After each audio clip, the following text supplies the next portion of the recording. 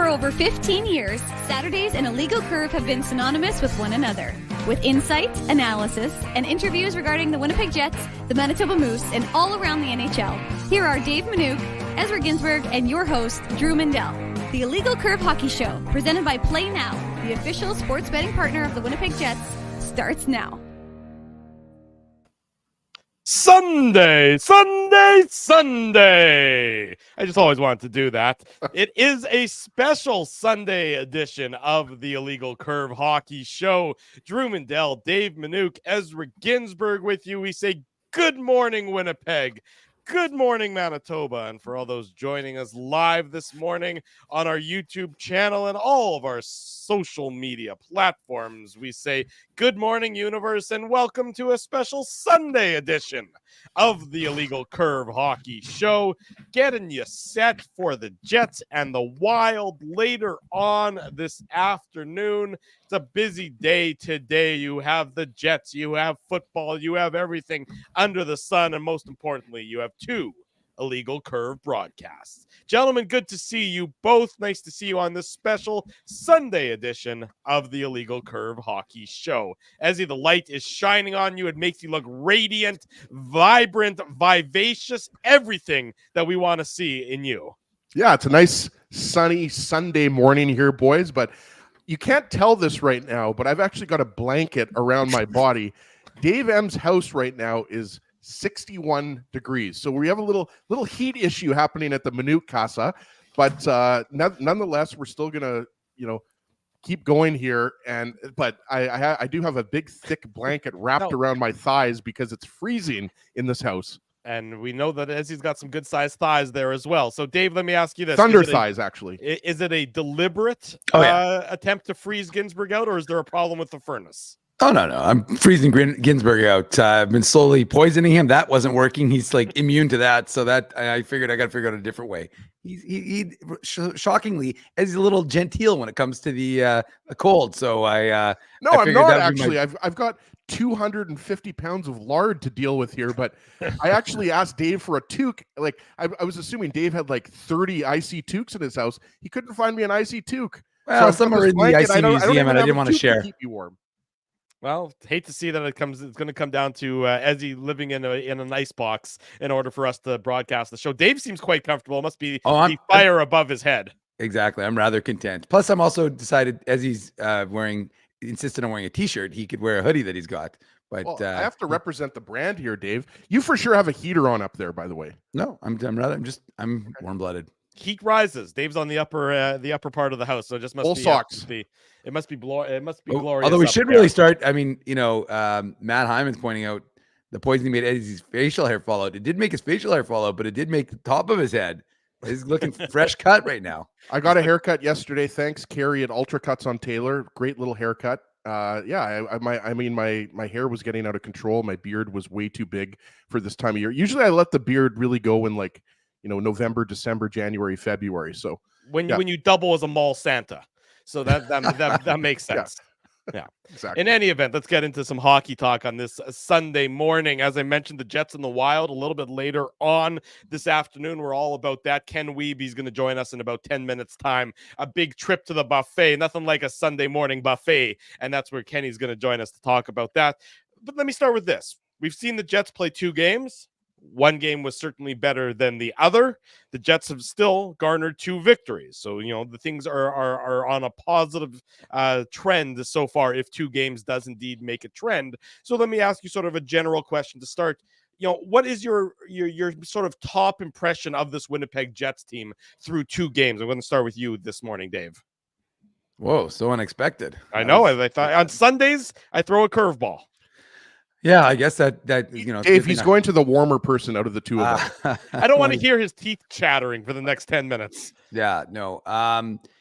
Look, you don't lament being 2-0, having 4 points banked in the standings bank. You just put them behind you and you try and improve on the things that weren't great in the 2 games. But at the same time, you are happy to be in the position that you're in, battling those Utah hockey clubs for top spot in the Central or whatever they're called. But I just think that the Jets, one thing is certain.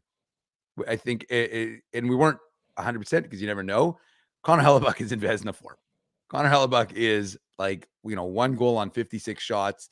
He is looking excellent. And that would be my initial kind of biggest takeaway of the first 2 games of the season so far, boys, is the Which fact is that arguably the most important part that you'd want from the Winnipeg Jets. no question about it. And so to me, that was though my biggest takeaway after 2 games was that Connor Hellebuck looked ready to go. From game 1, he looks like a man who is determined. And of course, when you're a 2-time Vezina winner, that's not a shock, but you always want to see that that's how you're going to start. And that's exactly how the Jets did start. And he was excellent against the Oilers. He was excellent against the Blackhawks. And so from that perspective, that would be my biggest takeaway from these first 2 games is that Connor Hellebuck is Connor Hellebuck. Not to say that I'm terribly shocked by it, but that would just, like I said, that's kind of what stands out to me from these first 2 games, Ezzy. Yeah, and before I get into my things that stand out to me, I already gave Drew a shout out before we went live, but that shirt, that Louisville Slugger shirt, Drew, chef's kiss, never looked better. Thank you. But I think Scheifele, Connor Velarde, I think through the first 2 games, I think that they've stood out in terms of the way that they've played. Obviously, the first game against Edmonton, it was the Lowry line that was doing the majority of they had 6 different goal scorers. It was scoring by committee, but it was really that Lowry line that was the driving force. That was the driving dominant. Yes, right. And then obviously Scheifele, Connor Velarde scored the goals on the power play, but Scheifele has been the story, guys. 3 goals in the first 2 games, but that line has looked really good. Like I'd have to check Natural Stat Trick for how many shot attempts they had in the game against Chicago, but we talked about it. Velarde had a couple of good scoring chances before Scheifele tied it up late in the third period. 19 is the answer. 19 shot attempts. There you go. Yeah. So, I mean, that line was excellent. And you should be able to be excellent against Chicago, even though I keep saying this to, people that I work with at Hockey Manitoba, and I tell you guys this, anybody who'll listen, the Chicago team is not bad. I realized Edmonton last night. They beat Edmonton last night. Like, they're not just a one-trick pony. Like, it's not just the Connor Bedard show. Like, when you bring in Tyler Bertuzzi, Teuvo Teravainen's playing on that top line. Phil Kurashev had his breakout year last year. You bring in Martinez and Brody on the back end. Brossoit when he comes back from injury, right? So the Blackhawks are not a joke. So I just wanted to get that in there. I thought, even though the Jets didn't score until 65 seconds left, that Blackhawks team came into Winnipeg and played well. So I think the Nemesnikov, Ehlers, Perfetti line, there's more to be desired from that line. It's only 2 games, and we do have to factor in Perfetti didn't get a full training camp, right? So that could be factoring it a little bit. But Perfetti, guys, he was sitting a little bit. Scott O'Neill wasn't playing him a little bit in that third period. Partially because they were double shifting the Scheifele line to get some offense. But I think starting tonight or this afternoon, whatever you want to call it, against the Minnesota Wild, I think you want to see definitely more out of the Nemesnikov line. And we're not going to get too excited after 2 or 3 games, guys. But if we're still talking about this line struggling after 5, 7, 10 games, I think then Scott O'Neill is probably going to have to make a more permanent switch. Let me ask you this, Dave. I mean, we've seen the Lowry line, especially in that Edmonton game, we saw them sort of be the driver and the catalyst. Is that the Jets' tone-setting line? Is that the line that the Jets need to sort of get going, and then all the other lines are sort of going to be pulled along with it? I mean, for so many years, it was sort of the Scheifele. I mean, I know it's been a couple of years now, but the Scheifele Wheeler line was that line for the Jets. Is it now the Lowry line more so than the Scheifele Connor Velarde line? Well, I think the word you used to start the question, Drew, is the one that's key: tone setter. And I really do believe that that's what that line is. I mean, look, Adam Lowry was out there to take the faceoff to start overtime against Chicago, right? So you've got, it begins and ends with the captain. And, whether, I think we need to divest ourselves of line numbering because, really it seems immaterial at this point because we know how much that line is used versus that other line. We'll call it the Nemesnikov line. We'll just base lines based on centers. I remember former Moose, now current Laval coach Pascal Vincent used to always chastise me when I'd say about, well, this line. He goes, well, Dave, we don't have lines. We just have, this. And like, Dave, I can come up with nicknames for each line if you want. Yeah, well, that's your thing right now, Ez. So that's fine with me. Although there might be a little chatter with that, but we'll understand. But no, I think I definitely think there's something to be said, Drew, about that line being the line that is the driver for this team. And again, it allows the Scheifele line, especially at home, where you can have your pick of matchups. It really does allow, Scott Arniel and the coaching staff to set the tone early in a hockey game and allow them to get the favorable matchups they want, because he isn't afraid to match Adam Lowry's line against any line in the NHL. And so because of that, as I've said, and I think I don't want to get into the cliches just, ahead of game 3 here, but the truth is, Ezzy, I think that this team is going to be this line for this team will set the tone throughout the course of many hockey games. And yeah, I do think it's important. I agree with the point Ezzy was just making. You do want to see more from that, the Nemestikov line. There's no question about it. It is early. It's only game 2. So I don't sit there going, well, you can't. I mean, these guys showed last year that they were able to work well together, and their numbers reflected that. So I think it's just, you don't hit the panic button, and you certainly don't need to hit a panic button after just 2 games. Well, never mind a panic button, because I think that would be, agreed, a little bit extreme.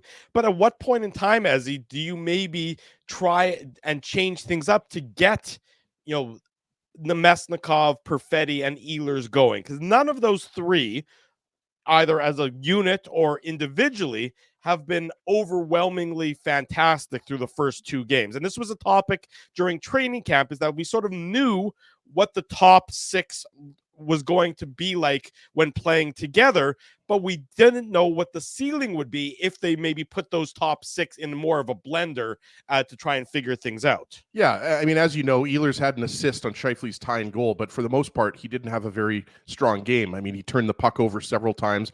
We talked about that on the post-game show. We're not going to get, too into the nitty-gritty details of the game 2 nights ago, but Ehlers didn't have his best night. It wasn't.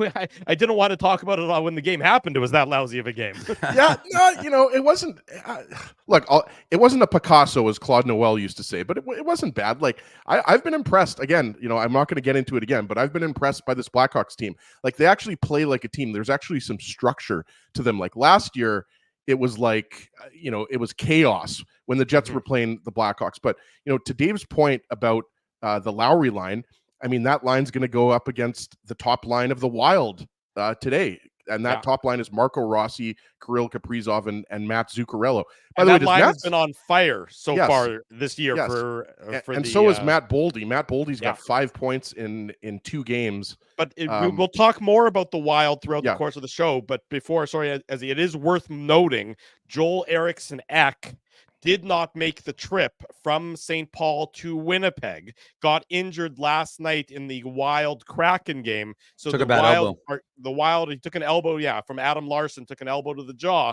And it's certainly worth noting that the Wild will be without one of their key centermen in tonight's game on the second half of back-to-back against the Winnipeg Jets. I see Kenny Weeb is backstage. Let's bring Kenny in for the conversation. Ken, good morning. Nice to see you on this Sunday. Thank you for joining us on a special edition of the Illegal Curve Hockey Show. Yeah, good morning, gentlemen. Doing great. Always great to be with you, but woke up to some tough news here. Brian Rogers, the longtime play-by-play voice from The Rock, mentioning that Brendan McCarthy, the professor, passed away last night after a long battle with leukemia. One of the great AHL writers, as Dave knows here. So tough news there, but just a reminder, make every moment count, folks. Thinking of him and his family, though, down in the Rock this morning here. Absolutely, and we extend our condolences as well. Always some sad news, and everybody going through, the various battles that they have, and we wish them all the best in that. No seamless way to transition from that, Kenny. But thank you for my sharing apologies that on the segue there. No, sorry, that's okay. That's okay. Thank you for bringing. Thank you for informing the audience, of course, about that unfortunate news. We were talking about the Jets so far through the first 2 games, and really, how do they get the Ehlers, Nemesnikov, Perfetti line sort of going? That's the line that's sort of been garnering all the eyeballs, because that's the line that really hasn't been up to snuff so far. Is it something where you just sort of continue to give him time to make things work out, or could you see Scott Arniel maybe going to the top 6 blender a little bit earlier this year? Yeah, fair question. And yeah, I mean, for sure, people are fired up about numerous things, even with a 2-0 start for the Jets, guys. But I mean, the facts are that 3 of the 4 lines are kind of cooking, right? So, and the one line is not really generating as much as we're used to seeing. So I would say a little too early for major concern, but it would be one of those caution flags, right? I mean, I think that's how I described it the other day. Not a full on red flag where you're saying this can never work. And I we love the talk about recency bias and sample size when it's convenient, but let's not forget it's 2 games into a young season, and this is not to blame Cole Perfetti, because I'm not saying that he is the guy that's struggling, because he's not necessarily, but Cole missing camp, this is part of it, guys. I mean, Dave, you were there, like almost from the beginning. Scheifele, Connor, and Velarde have been together, and it allows you to, when you have those additional reps, it allows you to get that chemistry back a little bit sooner. So I would say that was one of the concerns I'm sure the Jets brass had going into the season.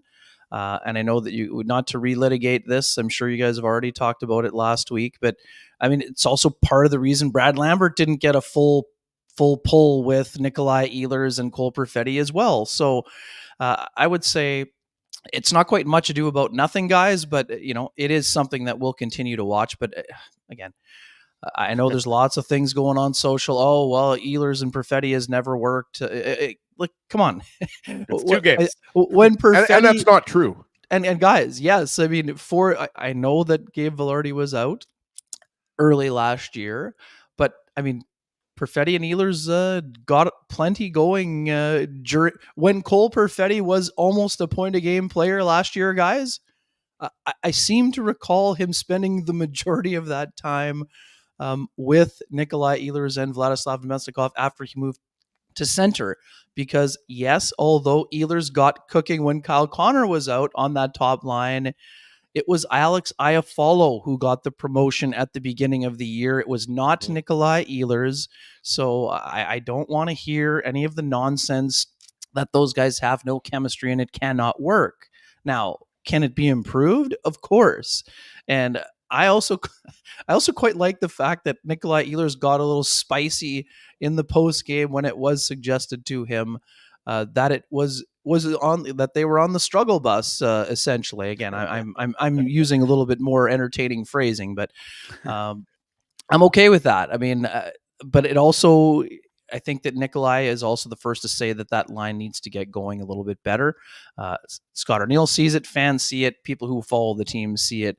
But I mean, we've seen this in the past, and often the coach has had to, in previous iterations, sometimes the Jets have broken up successful lines to try and get one line going. But I would say in this case, given how the other 3 lines are playing, you definitely require more leash before you think about breaking things up. And hey, I'm not disputing the fact that Kyle Connor has had a nice small sample size history with Cole Perfetti, and I quite think that it may work. So, and it may be tried again. And I know the other thing that people get kind of tied up in, guys, is that they think because a line is together at the start, it has to be together forever. That's not the way it is. The NHL is way more about pairs now than about trios, maybe except for the Lowry line. But I expect them to get going. Let's put it that way. Yeah, I do as well, Kenny. And now that the buffet is, officially open, ring the bell. There's got to be like the stock market. It should ring the bell there. I believe. Yeah, we should have the stock market bell for when Kenny's buffet officially opens. There's obviously a lot to talk about, a lot to like from the game against Chicago. Mark Scheifele's 2 goals, Connor Hellebuck's performance. You wrote about Neil Pionk in the Winnipeg Free Press, that huge play to prevent an empty net goal. I wanted to actually maybe go pivot a little bit and ask about Capo Kakinen being claimed by waivers, because I wanted to ask you and pick your brain. I actually was going to text you, but you've told me not to text you in the past. So no, I'm obviously kidding. But I mean, like a guy that I'm not sure if I threw this guy out on X. Like I was just thinking, like, do you expect the Jets to go after a veteran goalie? Like I threw out Martin Jones, who was actually pretty good on the Leafs last year. I know some people were calling for Michael Hutchinson. Obviously, if with Eric Comrie back, it's time to bring, like, maybe Al Montoya is going to come back as well, Kenny. But I mean, what are your thoughts? Because obviously the Moose won their first game yesterday. Thomas Milic is is clearly like a goaltender of the future for the Jets. They have high hopes for him. But what did you kind of take from the Capo Kakinen being claimed, and do you see the Jets organization bringing in a veteran for the Moose? Yeah, it's a good question, Ezzy, and I'll do my best to see if I can get your number removed from the blocked list here. So you can send those during the week or anytime. Yeah, I Be mean, careful what you say, Ken. Be careful what you say, my friend. I trust him. It's okay, fellas. Let's put it this way. I mean, it's an interesting development for sure. Mildly surprising because I think that, yes, Eric Comrie was the first goalie signed of the two on July 1st, but I think that as the day went on July 1st, the Jets saw recognition that Kakinen was a guy that they wanted to invest a little bit of time in, thinking that if you got him in the goalie lab with Wade Flaherty and Drew McIntyre, that you could maybe round out a few parts of Kakinen's game. Because, I mean, you guys have had Kevin Woodley on before, the goalie expert. When we had him on July 1st on Kenny and Rennie, he talked about how he's such an athletic goalie, and he's not as technically sound maybe as a Connor Hellebuck, obviously, but he's the kind of guy that he saw potential. And when he's played in front of teams that are poor, his numbers have reflected that. But when he's had some success in the NHL, it's been with good defensive teams. And they sort of thought it could be similar to Laurent Brossoit, where, when Laurent Brossoit was signed the first time, guys, I mean, we didn't know a whole lot about him other than he was, a highly touted draft pick, had a pretty good junior career, but hadn't really established himself yet. So I would even say bad numbers when he was on Edmonton. When he was on the bad Edmonton teams, he had bad numbers. Exactly. So I see some similarities there. So do I think the Jets would have loved to see him get through waivers and maybe given him a chance to compete further for the backup job as they went along? Absolutely, yes. Were they surprised he was claimed by Colorado? Probably not. And for people who missed it, 2 for 2 in the pull department for Alexander Georgiev, which is a tough start, and it didn't go much better or any better, quite frankly, for Eustace Annunen after that last night. So your original question, do I think there's a possibility of a veteran being signed? I do. I don't know that it's immediate, because depending on, we've seen so many goalies on waivers already this year. I don't know that the Jets expected the Avalanche to have 2 for 2 in pulls, and there's a legit possibility that Kakinen could be starting the next game, quite frankly, for the Colorado Avalanche. So I see a lot of potential for Kakinen. So, but at the same time, I think stick taps to Eric Comrie for winning the job. Good job by him. We know what he's brought to done with the Moose. We know what he's done with the Jets in his last tour of duty here after his waiver wire spin cycle. So, I mean, first of all, good job by him. And I think the reason why Hutchinson's brought up is because he's in the community, right? Lives here, went to the Devils camp on a PTO. So it's definitely, if they just need a PTO situation where it's not a guy that they necessarily are going to keep for the year. And again, I'm not saying that they wouldn't do that if they signed Michael Hutchinson. I would just put it this way. I think there's enough belief in Dom DiVincentis that even though their long-range plan was probably to go on the Thomas Milic plan and have him start with the Norfolk Admirals, I don't think they would have an issue letting him get his feet wet and taking a couple of spins in the crease at the American Hockey League level at the start of the year. I'm going to just put it this way. Thomas Milic doesn't need 60 starts this year. He's not going to get 60 starts. But I mean, for Dom, he's a kind of guy that they believe in his long range ability. So, I mean, would they prefer to have a veteran there? Maybe a mentor? I think so. But I don't think it's something that they're necessarily going to be signing someone that they think will be with the Moose for the entire season and DiVincentis goes down. But Martin Jones is a good name, Ezzy. I just think that because there's still a possibility that maybe Kakinen goes back on waivers and the Jets can reclaim him and maybe send him down to the Moose, I think it would be more of a, they sign somebody, that a veteran guy that's in the ECHL right now on a PTO rather than sign Michael Hutchins to a full 1-year deal. And I mean, Michael Hutchinson could easily do the job of a mentor. And I think, quite frankly, I mean, I ran into him this summer, guys, that he'd be excited about the opportunity. And he was excited about it the year previous in free agency. And he actually thought there was a chance for this year as well.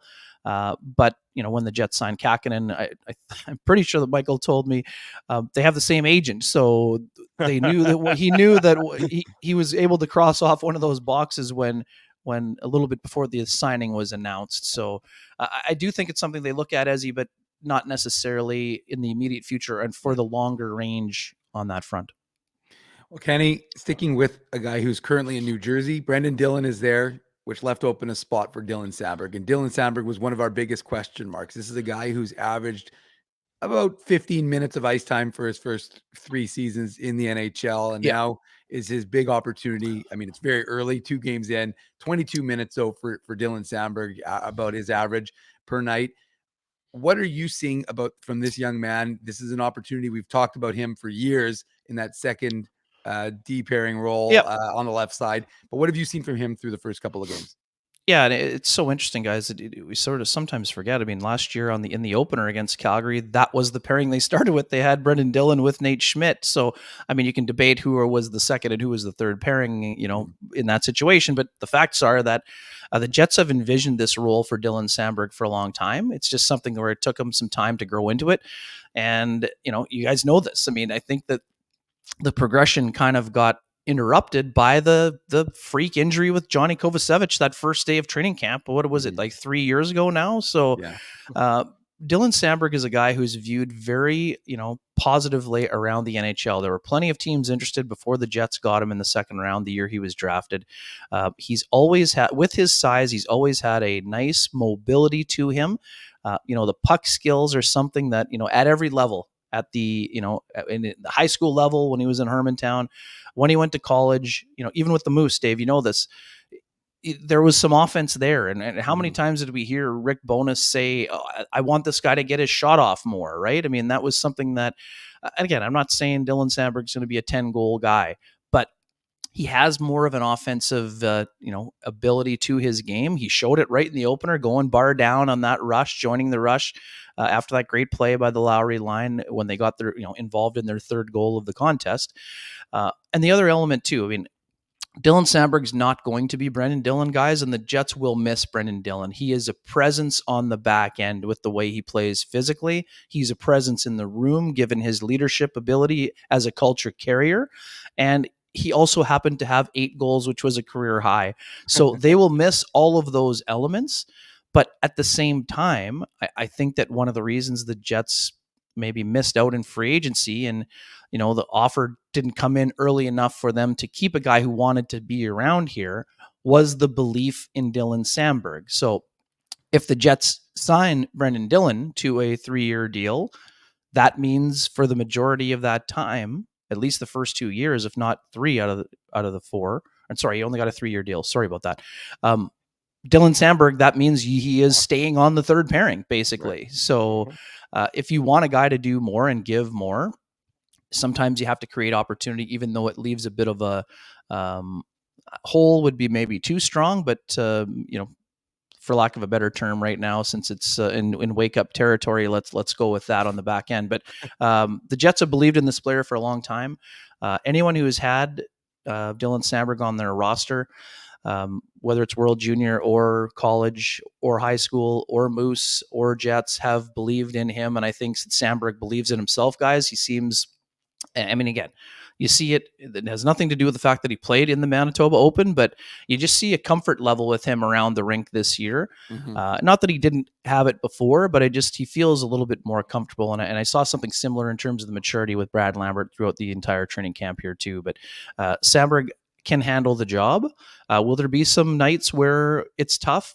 Yes. Guess what? When you play against top 6 forwards, there will be nights when it's tough. No matter how good you are, no matter who you are, no matter how long you've been around the NHL, there will be some nights when the expected goals number and the Corsi numbers will be low. They were low the other night, but I didn't think that Dylan Samberg and Pionk struggled in that game either. So anyways, and score effects, so you guys know score effects played a large role in that game 1 against Edmonton for some players also. I mean, is there going to be room for improvement for that pairing? Yes, but I would say that that was one of not only that was a question mark. Could that second pairing handle those minutes? That was another question mark. And could those players take their game to the next level? I think we've seen both Neil Pionk and Dylan Samberg get off to a very strong start. Small sample size. I understand that completely. I see decisive decision making being made by both players. We know the Neil Pionk didn't want to take any credit whatsoever yesterday for the hip check on Bedard, saying that, he's got burned by that before. But I'm here to tell you, fellas, when one of the best young players in the National Hockey League leaves himself open and you catch him, you don't apologize for it. you don't. And quite frankly, how much did you notice Bedard offensively after the hit took place? He had a couple of nice chances that sailed wide, but this wasn't I own the puck and I own the ice situation. And part of that is exactly what Scott O'Neill was talking about yesterday, guys. You have to make those skilled players uncomfortable, because if they're feeling it, they're going to make somebody look bad on the ice. So I think that it's important that these, aggressive, assertive plays are being made by both Samberg and Pionk. And it's part of the reason the Jets are off to a strong start here. Sunday morning, it's the Illegal Curve Hockey Show. Ken Weeb of the Winnipeg Free Press is our guest on the program. Kenny, we were talking about this earlier. For so many years when the Jets first came back to Winnipeg, you could say maybe Andrew Ladd was the tone setter for the Jets. And then it became sort of Blake Wheeler as the tone setter.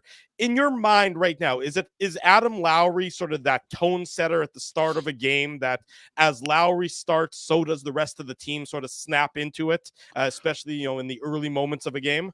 Yeah, I mean, definitely, he definitely is a guy that gets things going for the Jets. When they need a big hit, he's there for them. They definitely, that line, I love their ability to generate and create offense so far as well. Mason Appleton off to a great start, really skating well. You guys remember, last year when we were talking about the second line struggles, some people have forgotten how many glorious scoring chances Nino Niederreiter had, including, I think, 2 posts in the opener on basically open nets. Yeah. So that also impacted the second line being broken up and Cole Perfetti moving out of center to the wing. So Nino, to me, looks extremely confident. The timing last year of that skate cut was, I would say, really unfortunate for him. And again, not because he missed out on 20 goals, because this guy's a perennial 20-goal guy, but I think it really disrupted his rhythm. 21 games without a goal last year to end the season, guys. That we talked so much about Cole Perfetti going, 2 assists and no goals in 23 games. When Nino Niederreiter, who is, I would even say, even though he plays on the quote unquote checking line, even though they get second line ice time, he's still being counted on as a primary contributor offensively, not a secondary scorer. So when a team has a primary scorer go cold at that time of year, it's impactful. So to me, Nino's had a great jump in his step throughout of the entire training camp. Appleton's been flying. It's the cohesiveness of that line, Drew, is my long-winded way of saying I think it's more of a cumulative effort rather than just singling out Adam on that line. But, again, Adam is the tone setter because of leading by example, his physical play, willingness to drop the gloves. And then, two, the beauty of that line, and all three of you know it, it's not just that they know where to be when it comes to checking those highly skilled players like Connor Bedard, like Connor McDavid. They spend the bulk of their time in the offensive zone making those skilled players check. Yeah. And guess what? 90 to 98% of those skilled players don't particularly care for the checking part of the game because they love the fun zone. They like being in the other end. So I think that's what that line has really done, Drew. And even on the nights where the puck management is poor, hey, like the other night, the Jets had a great, I would say, 7 minutes to start the game. Great might be a little bit strong, but they were not giving up anything. And they, again, were spending the majority of their time in the offensive zone until that power play. That's sort of when things turned right around. And so odd because the power play was so crisp in Edmonton, scoring twice. A flat power play kind of really took the wind out of the Jets' sails for, I would say, almost an entire period. They went a long time without even getting a shot on net. But again, to your point, Drew, that third, the checking line plus, I'm going to call them, they got things kind of spun around for the Jets again, it felt like. And yeah, and that tone setting has been really important for the Jets. But I would also say too, and you guys have seen it, the fourth line of the Jets has actually really done a fantastic job of causing a lot of disruption Kupari flying around. I know people had their debate about whether to be in the lineup, but he looks like an NHL player again this year, but given his speed, and he's Well, actually making some creative plays, guys. Were you surprised it was Kupari over Gustafsson, given that Gustafsson probably played his best hockey at the NHL level towards the end of last year? Yeah, surprise is a tough word, because I mean, you guys know that I'm, Dave and I, drivers of the Gus bus here, and it wasn't necessarily that Gustafsson. I thought Gustafsson had a really strong camp, quite frankly, and moving well, much like last year. Added a little bit of speed to his step, but what I tell people whenever I get asked, and I've been asked plenty about Kupari in the first month of the season since training camp opened. Remember what we were saying about Kupari last year, A, at the time of the trade, B, at the time he showed up for training camp. This is a guy that's been on the Jets' radar since 2017 or 18, when he was 2018, since he was a first-round draft pick. So should we be surprised the organization wants to see a longer runway than 28 games, many of which happened after the separated shoulder against the Devils, where he was largely ineffective? And again, I'm going to point to Dave on this. The Jets wanted to leave Kupari with the Moose for at least another week, but an injury forced them to recall him when he probably wasn't ready for NHL competition last year when he was on the conditioning stint. So for me, the value of Rasmus Kupari getting additional puck touches with the Moose last year would have been massive at that time, because he never really got his timing back. So again, I'm not here to say it's his job for the year, because I think Gustafsson will be in that job for part of it. But right now, if you're a coach, you don't want to take Kupari out, because he's making plays that you expected him to make given the skill set and the raw materials. So he's playing with a little bit more confidence. And, Sean and I have been going back and forth in this a lot this year. And, he didn't really agree with my assessment that he was a guy that generates a lot of chances. And he did generate a lot of chances last year. He just didn't convert any of them. And we know he went 69 games or 70 games between goals. So that's a long time. So I get it.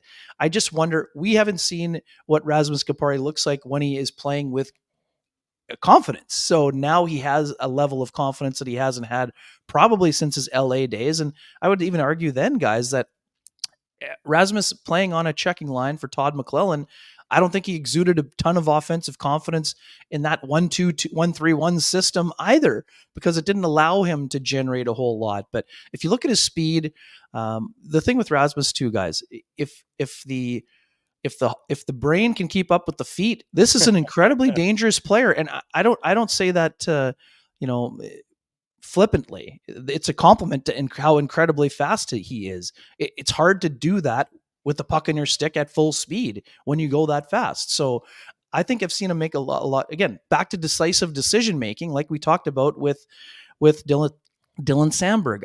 I've seen Rasmus Kupari make some decisive decisions. And let's go back to preseason, guys. That play where he goes wide and finds Neil Pionk with the backhand pass and Pionk buries it on the backhand, that's a play at speed that we didn't see Rasmus Kupari make enough last year, especially after the injury. So again, Scott O'Neill said on day one of camp, he would like to use more of a rotation. And I know some people, again, on social media are saying, oh, well, he said there was going to be a rotation. How come the lineup's the same for game 3? Well, David Gustafsson was going to be in that rotation, but two of the defensemen the Jets expected to have in that rotation are on IR. So I don't think we need to be saying Scott O'Neill is not telling the truth at this point of the proceedings here. I expect that as the game schedule, and also too, it's spread out at the beginning, guys, which is part of the reason why yesterday's storyline was, when are we going to see Eric Comrie? Right. Because quite frankly, if you wanted to, you could roll with Hellebuck. I don't think they will. I think Comrie will get a game for sure before the month is over, maybe even 2. But because of the spread out nature of the schedule and because of how well the Jets started the season, and again, I don't think this is Scott O'Neill is scared to change a winning lineup. I don't think it's that at all. I think he just wants to reward the players that have been playing well so far. Yeah, I think it ultimately comes down to, Kenny, like you say, why would you take I mean, there's absolutely no reason to change any of the lineup right now based on the first 2 games. And you obviously don't like to see Gus Bus, in the press box, But and Rasmus rolling on the fourth D pairing in practice because it helps the numbers. Sure, yeah, right. But like it's Kupari's the decision to start Kupari as the fourth line center has worked. It's looked good. That was the right decision. It's undeniable that he's played well if you've been watching the games, right? And look at the numbers, right? I wanted to ask you about the Minnesota Wild, who the Jets play. I'm not sure if I can say this afternoon or tonight. I think 5 o'clock is still the afternoon. It's this evening. 5 Okay. o'clock is the evening. It's not the night. It's not the afternoon. It's the evening. For me, 5:30 is when it becomes evening. But I digress here. We'll call it an evening game against the Wild. Late afternoon, early evening. Let's there we make go. it- We'll hey, call it late Sunday. yeah. Let's try to make everybody happy here. Let's use the Exactly. let's Yeah, keep let's do it. everybody happy here. Yeah. But I wanted to ask you what your expectations are of this Wild team, because obviously, they weren't a playoff team last year. There was a lot of positives about the Wild. Matt Boldy, he's got 5 points in his first 2 games. He had a breakout year last year. Obviously taken, was that the 2019 draft? Was that the Heinola year? I think it was 2019 Boldy was drafted. And obviously Brock Faber, who was a runner-up for the Calder Trophy. So, I mean, there was a lot of good things, but overall, it wasn't a great year for the Wild. And we know that the penalty kill was one of the worst in the league. I think it was 30th. So I'm not sure, how the penalty kills looked. They lost last night to the Kraken, but we should also mention, as Drew mentioned, that Joel Eriksson-Ek's not going to play. So I think that means Ryan Hartman's going to be centering the second line. Obviously, a Jets fan favorite. Old friend Ryan Hartman. There's going to be a tribute for Ryan Hartman, I think, later this afternoon, early evening for Hartman. Obviously, he's going to be booed. I'm joking. But what are your expectations for this Wild team? Because I still see them as kind of, battling for maybe 5th or 6th in the division. Yeah, well, one person who's happy that Brandon Dillon's not here is probably Ryan Hartman, quite frankly, guys. So, but I expect Hartman to be in the middle of plenty today, I'm guessing, given the history with Cole Perfetti and others. My expectations are that the Wild are 1 year away from getting out of cap hell, Ezzy, and that means that it's probably, they're battling with the Utah Hockey Club for 5th, I think, in the division. I think I had them 6th. For me, the X factor, and again, I'm going to point over to Dave's AHL knowledge here. Jesper Wallstad for me is the ultimate wild card when it comes to the Minnesota Wild. Pun not intended. I know it was only a preseason game, but boy, did he ever look good in the game here in Winnipeg. I think this is one of the best goalies outside of the NHL. Now, Ezzy, to your point about the lineup today with Joel Eriksson-Ek being out, and Eriksson-Ek is a guy that I've had on my Selke ballot. This is an excellent two-way player. Yep. He's given the Jets fits on a number of different levels. He's excellent. He's sort of taken over from Mikko Koivu as the guy who shreds the Jets when it comes to face-offs. And he's such a big body. And man, this is a guy that can score also, along with being such a astute two-way player and defensive acumen that he possesses. So massive loss for them. But at the same time, as you mentioned, not just Boldy, but Kirill Kaprizov absolutely on fire to start the year. Almost had 100 points last year. Again, the Jets somewhat fortunate, I think, that he missed one of the games, I think, due to injury, and in the game, and also got injured in 2 of the games. So when he's on the ice, you have to be aware of him. He's a dynamic player, really fun to watch. But their team just doesn't, it lacks depth. It lacks the depth that the Jets have and many of the teams in the Central Division have. So you have to be led by the high-end guys you mentioned. Getting Jared Spurgeon back is massive for them. Missing him on the back end was a huge blow. He's such a great leader, just a great testament to how he's carved out such a great NHL career for himself. Now, yes, him being out opened the door for Brock Faber to almost usurp Connor Bedard for the Calder Trophy. But for me, this team just doesn't have quite enough depth. Now their high-end guys will keep them in the mix for a playoff spot. And if they get the goaltending, I mean, last year, Gustafsson really struggled for them after an all-star season the year prior. But Wallstad, for me, is not far away from being a guy that you better be paying attention for. Like, I think this guy's going to be an elite NHL goaltender. I don't know that it'll be this year, but I think he can keep them in the race. But the problem, with Eriksson-Ek being out and given their cap situation, colleague Mike Russo, former athletic partner, I think they're going to have to send Wallstad. I don't think Wallstad will be an option. They're going to have to recall a forward from Iowa, and because of their cap situation, I think Wallstedt makes too much money. They're going to have to send him back so they can get a forward in here for the game. I think that was what he was mentioning. Again, I haven't seen anything on the transaction wire, but so that's my long-winded way of saying we might be seeing Gustafsson instead of Wallstedt this late afternoon, early evening match between. So I two guess it was a teams. good decision to have 3 goalies on the roster, right? Well, up and down for sure. Yeah. The other thing, guys, Marcus Foligno had a bit of a tough year for the Wild last year, but he's always a guy that is involved physically. Jacob Middleton. I'll be curious today. I mean, we know that we talked a lot about the Jets. Come at the mentality from Rick that I think is still firmly in play. Come at one of us, come at all of us.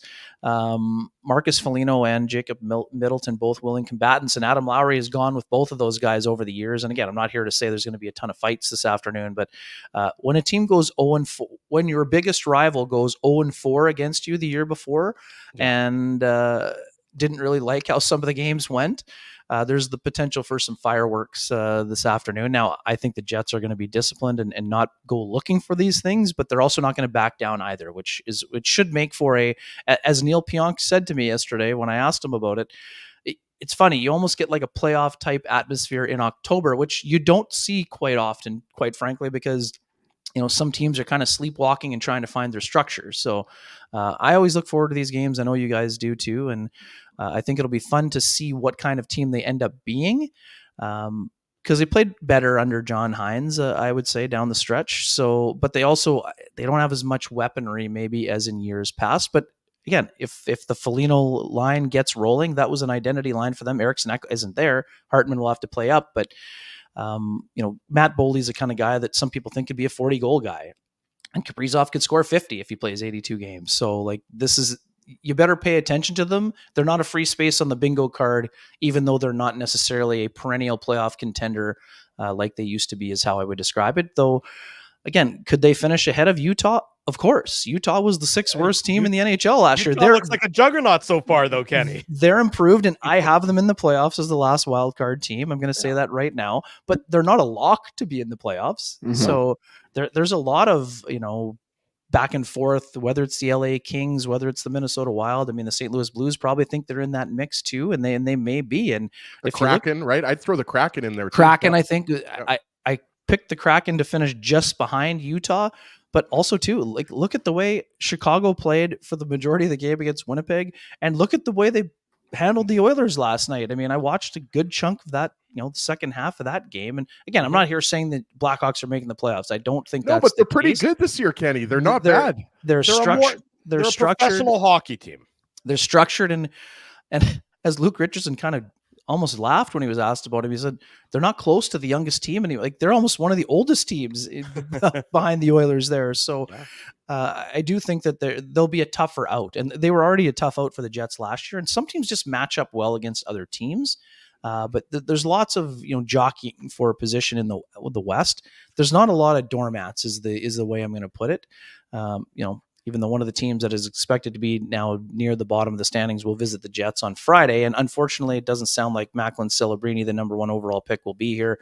I know we were debating at the rink yesterday, retroactive IR to Thursday, meaning he could technically be, activated. But, when Elliott said week to week on the intermission, that I'm not, let's just put it this way. If we see Macklin Celebrini on the ice, I'll be surprised. I don't think I'll be interviewing Macklin Celebrini this week. Let's put it that way. That's also 2 injuries for him already, because I believe he was banged up in the preseason as well. Yeah, it might be related, right? I'm not sure. But Kenny, you will be interviewing Tyler Toffoli, though. I expect to be talking to Tyler Toffoli. Yes, that's true. There's a if you're looking at the play now lines, guys, there's a good chance Tyler Toffoli will be the top of the dump and chase NHL column next week. Yes. There you go.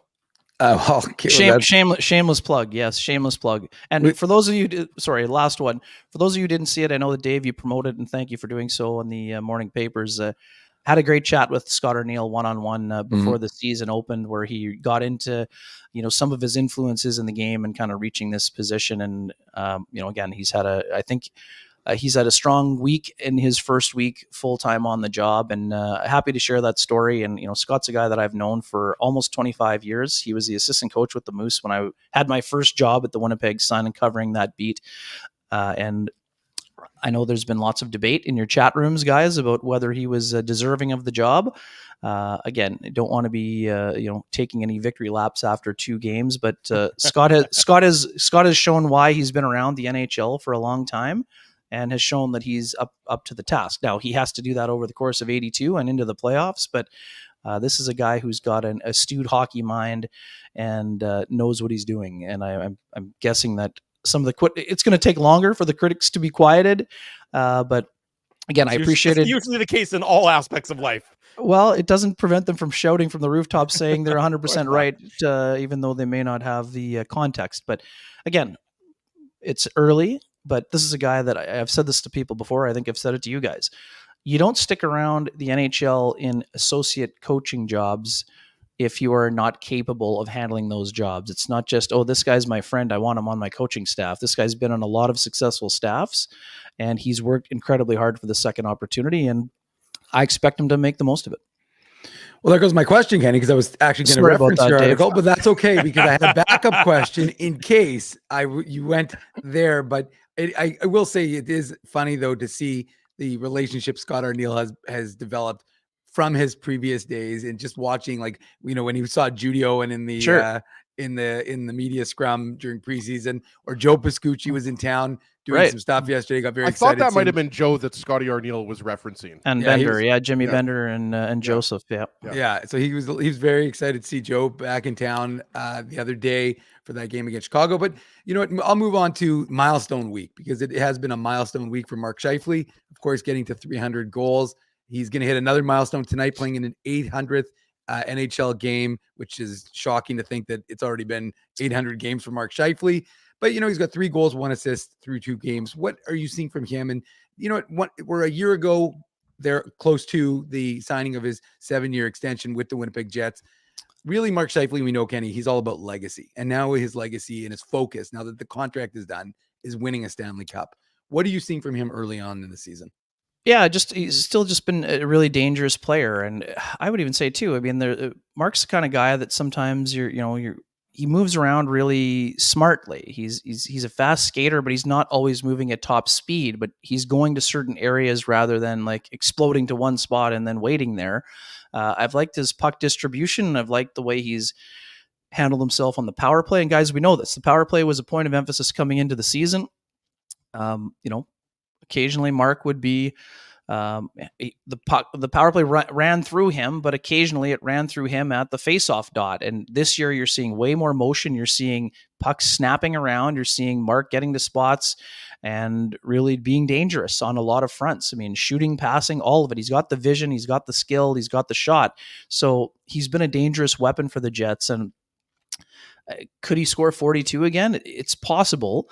I think north of 30 is pretty much a lock, but I've seen Mark moving well. His ability to think the game, the subtle plays that he makes. I mean, one of the things for Mark is, we know this. Mark's the kind of guy that wants to play for his country again, fellas. I mean, 4 nations is something that, he's only been asked about it casually in the past, and he'd love to do it and everything else. But we've talked about this previously. If Mark can play for Canada, it's sort of like his Dale Hawerchuk moment, where I think that Mark he already knows a lot of these guys. He's established himself as a, point of game player and a really high end guy. If Mark would have the ability to spend a 2.5 week span of time around Nathan McKinnon, Sidney Crosby, Connor McDavid, all of these guys, I think it would be incredibly valuable for him when it comes to playoff success. He had incredible playoff success, 14 goals, 20 points in the run to the Western Conference Final, but they haven't really had that as a team or Mark as an individual since that time. There have been effective stretches, but there hasn't been that, signature run since that time. And I think that Mark knows he needs to be defensively sound if he wants to be in that mix, and he has to be a guy that is cooking. I mean, this is a guy that can be an exceptional power play player. He thinks the game to the level that there would be consideration for Mark to even play with a Connor McDavid, given his ability to hang on to pucks and the way he works in the offensive zone. Now, again, I'm not saying Mark Scheifele is the top line winger for Team Canada. I'm just saying that he's the kind of guy, because of his hockey sense, would be considered for, some of those elite jobs, almost similarly to when Jonathan Taves kind of went in as the 13th forward and became the MVP of the tournament, kind of that idea. So for me, I've liked a lot of what Mark's done. And Dave, I mean, hot tub time machine moments, like, this is crazy to think of 2011. 2011's a long time ago. And it was a fun time, and it was a really neat event. And, seeing that, like, joyful, enthusiastic explosion from Mark Scheifele wearing the blank NHL dark jersey, and like to get the first glimpse of the self-professed hockey nerd, and to think of how far he's come as a player, what he's gone through, all of those things. I mean, Mark's one of these veterans, even though he's still only 31 years old. So you've seen this guy grow up. You've seen him mature. I think there was a stretch of time where he wasn't loving the game the same way that he used to as an 18-year-old. I see lots more joy right these days. You see him, in a similar vein to how Blake Wheeler mentored him. I loved what I saw at training camp, guys, with Braden Yager staying on the ice an extra, I think it was longer than half an hour, quite frankly. And then seeing Braden later in the week, and I know that he had that kind of a moment with Sidney Crosby last year, and then to just talk to Braden about how appreciative that he was that a high-end NHL center and leader is spending this time with him and investing that time with him. I think that he's really evolved as a player and as a person, and he's still a outstanding hockey player. And I think he's still an outstanding hockey player that wants to accomplish more. To your point about legacy, Dave, this isn't just about potentially having a statue beside his mentor Dale Hawerchuk. This is about trying to bring a championship to a community that matters to him. And I've referenced this before with you guys, and I want to reference it again just because we're talking about the historical films element and the 800 games, and a guy that's probably going to play 1,000 with Winnipeg. That week where they did the unveiling of the statue, guys, Mark Scheifele, his ability to listen to Dale's former teammates. He heard plenty of stories from Dale about what Winnipeg meant to him, and I think that those were always going to be lasting. But to see how Dale was revered in this community by people that played with him in the 80s and 90s, I honestly think it opened up an entirely new door for him to staying here and wanting to cement his own legacy. Because prior to that point, again, and he had never said this publicly, so maybe we misinterpreted it, but I think that Mark was looking for definitely greener pastures, whether they were here or elsewhere. But I think there was a part of him that was curious about what it would be like elsewhere. And again, I have no proof of this, but I would imagine that in one of the last conversations Dale had with Mark, he told him about how if he could do it all over again, he would have spent his entire career in Winnipeg. And I think that would be something that definitely resonated with Mark. And I know it was important to Mark Chipman, because he told this to me last year on the day the contract was signed. They didn't want Mark Scheifele to leave the organization the way that Dale did in the 90s. Ken Weeb, always a great appearance here at the buffet. We'd be remiss to let you go. I know you got a hard stop in a minute without sharing this following video. There's a photo that Kenny happened to share with me. I hope I'm not telling stories out of it's school good at all. It's good. Hole-in-one number 4 was what, last week? Yeah, Minnewaska Golf Club. Wow. I didn't know about that, Kenny. Number 4, the Quattro. Yeah, sorry, boys. I wasn't screaming it from the rooftops, but did share it on a few places. And yeah, playing with a couple of hockey buddies from the Altona Maroons days, Keith Bialy and Jeremy Matashevsky.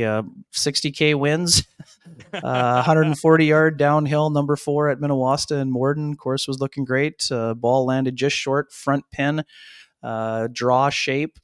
One bounce onto the green. It looked like it was going to stop, and all of a sudden the ball disappeared. And it was one of those where you're like, "Oh, this is going to be close." And then I'm like, "Oh, okay, well, no problem." And then I don't know if the wind blew it in or what, but the boys looked at me and they're like, "Oh my God, it's in!" Like it was crazy for sure. So, anyways, thank you.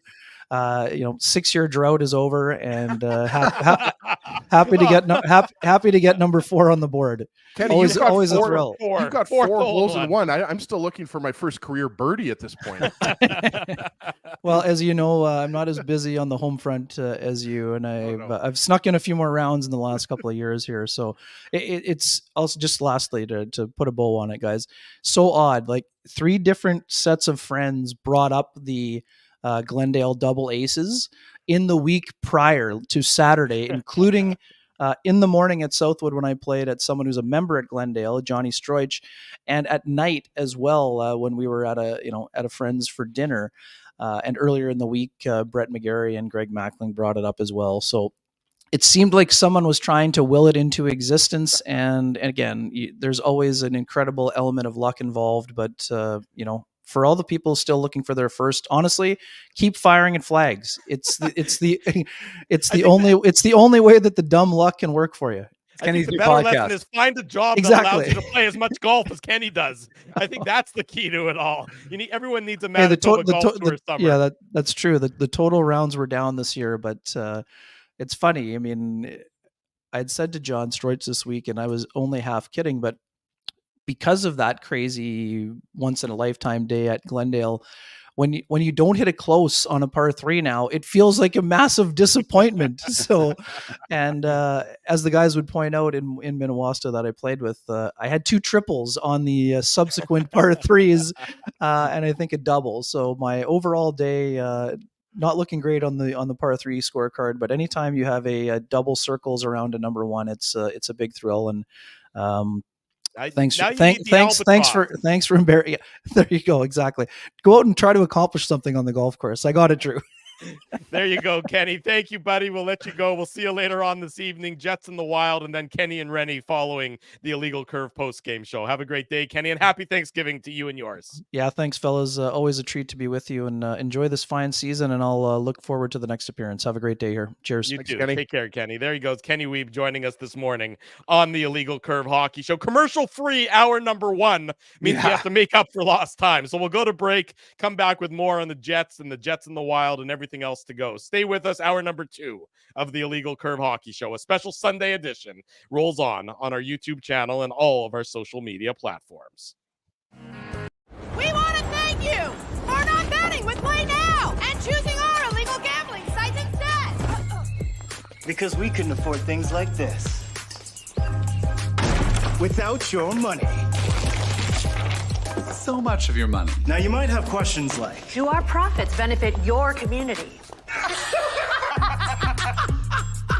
No. Or bet with Play Now, Manitoba's local legal and secure gambling site. Dining, entertainment, parking, and convenience, all in one spot. City Place is located in the heart of downtown Winnipeg, attached to the Canada Life Centre. Whether you're working, living, or out for a night in the downtown, make City Place your go-to destination before or after the fun finds you. Lunchtime, game time, anytime, visit City Place at 333 St. Mary Avenue, next to Canada Life Centre. Holt Dental, the new official dentist of Illegal Curve, has a philosophy rooted in 2 unyielding principles: genuinely caring about patients and providing outstanding service. Being a patient of Holt Dental means more than just checkups and treatments. It's taking the time to listen and talk to each patient so they can achieve the best long-term health, functionality, and aesthetics for their teeth, mouth, and gums. Conveniently located at Grant Park Festival on Taylor Avenue, Holt Dental is dentistry of the highest quality in a comfortable and relaxed environment. For more information, visit holtdental.ca. Oh, and there's plenty of free parking at the front door, too.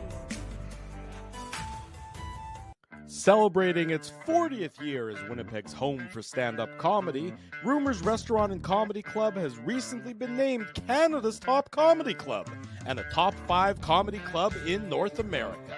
From birthday parties to date nights to fundraisers and everything in between, Rumors is your destination for the best and most affordable live entertainment Winnipeg has to offer.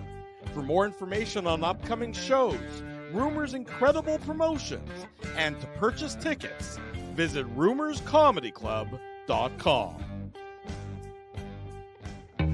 So you're a pizza person, you married a wing person, but somehow your kids are salad people. You can't pick your fam, but you can pick your BP meal deal, starting from $18.99 for takeout or delivery at bostonpizza.com.